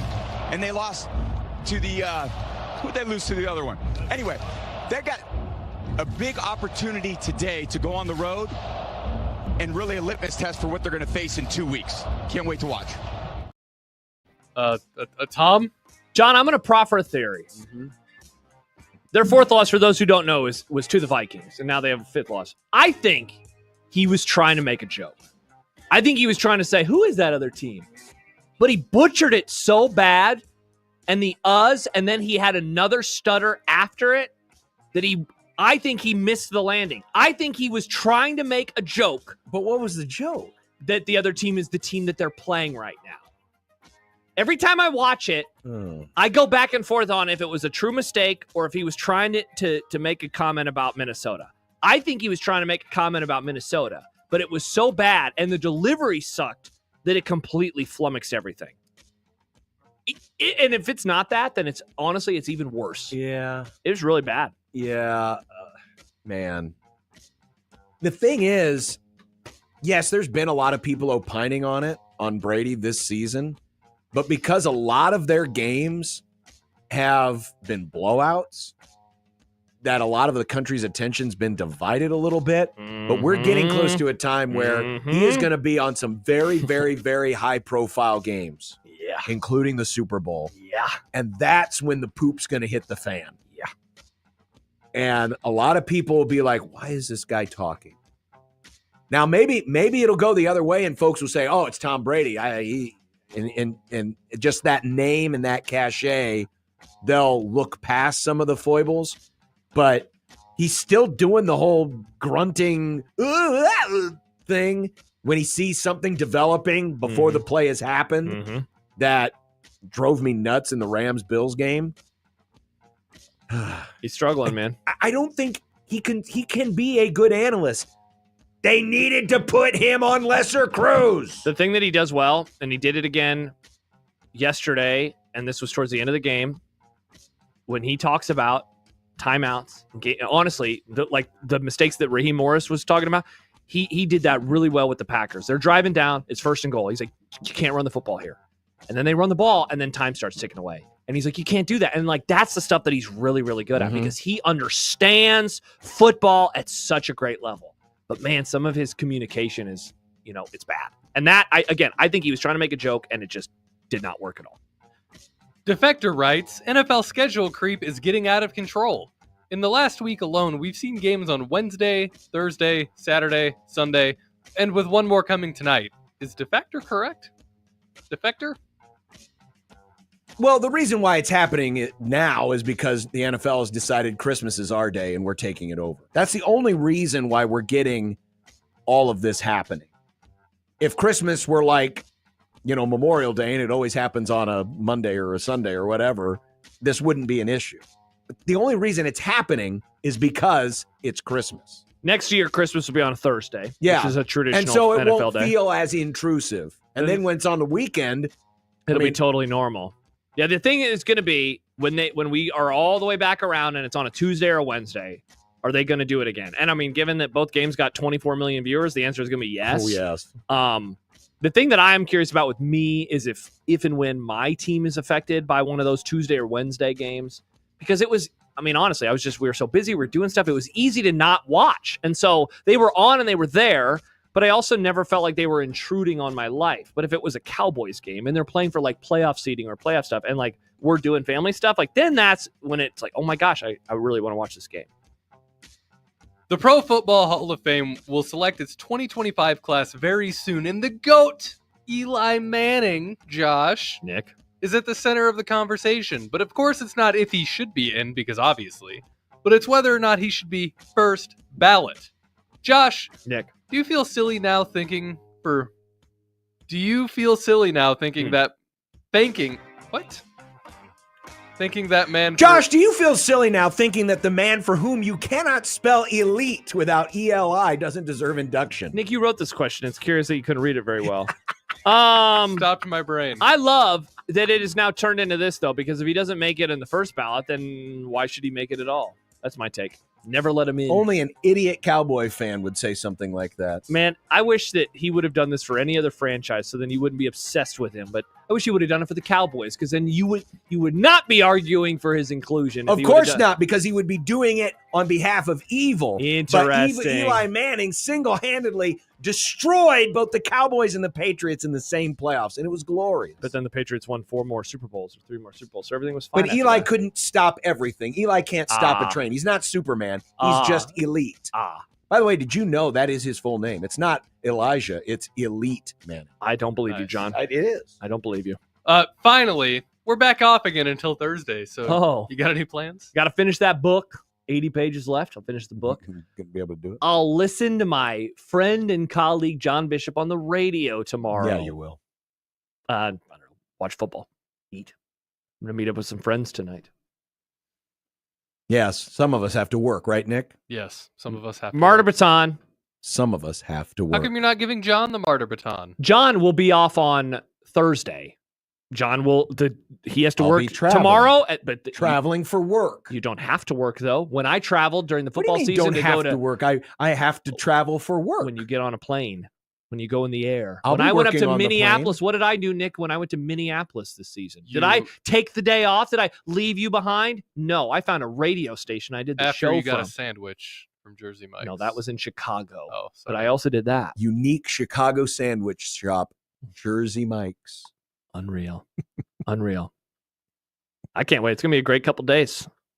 I'm still confused why we're here today, but, nice to for see the my people, Josh. Nice to see my we're pals. here for the people. I am so glad that we were able to be here for the people. The only person that hasn't complained about being here today has been me. I haven't complained. I've just wondered. That's not complaining. It's wondering aloud. Sure. It's wondering with a tone. Sure. Yeah. Thank you, Nick. Wondering with a tone. That's good. That's what Well you're played, Nick. doing. Well played, Nick. That's good. You made up for not being able to read your own question. The combination of words next to each other just stopped my brain, and I don't know why. Thinking. As I was thinking about writing this question, You were thinking about Nick? knowing that you were writing this question, actually, Uh-huh. I thought there's no way Nick's going to be able to get through this. Nope, you're But right. it's the way it had to be written so that I could nail the punchline of the joke, and that is you can't spell elite without ELI. So he could nail the punchline. Yeah, so that you could nail the punchline for my joke that I wrote. See, this is why Larry David left Seinfeld that one season, because Jerry couldn't nail his great joke. Jerry, famously not a good actor. No. Which is wild that he was the leading actor on a very famous sitcom. I mean, but that made it Arnold work. Schwarzenegger, not a good actor. Dolph Lundgren, What? not a good actor. Wow. Arnold's a Go, great actor. Charge, let's go. Are you kidding? All right, we should probably talk about what's for dinner. We should. 1620 zone.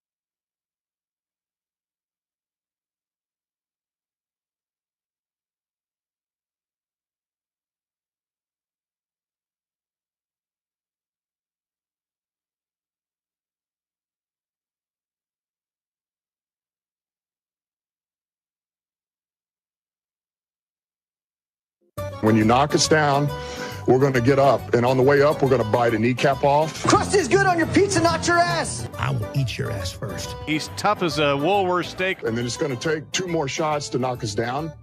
All right. And on the way up, we're going to take your other kneecap. I'm ready to hang them up, gut them, and skin them, and chop them up. You know what? I'm ready. My daughters aren't starving to death. I'll eat my neighbors. And we're going to get up, and then it's going to take 3 shots to get us down. And when we do, we're going to take another hunk out of you. Cliff, what are you going to take away as your best memory from playing basketball at Boston College? Probably just like going out to eat. The wife made some delicious short rib French onion soup yesterday that we had while we were watching the Vikings and the Packers. I didn't know you could make rib soup. Well, you take the short rib and you Throw cook some it ribs down, in there. and then you shred them. You shred the meat. Yeah, off you don't have bones. the bones in there. Oh, Yeah, well, that's you no fun. Freak. But you cook it with the bones so that you get the nice brothy. But it was very good. Sounds tasty. I'm meeting up with some friends. I think I'm gonna get a burger. Burger sounds good. I think I want a sandwich. Nick wants a sandwich. All right, Well, tomorrow I'll be working. Nick will be working, and Josh won't. I'll be watching games, which is a part of the job description. I'll talk to you from CHI Health Center for Creighton basketball tomorrow afternoon at 2:30. I'll be on Twitter.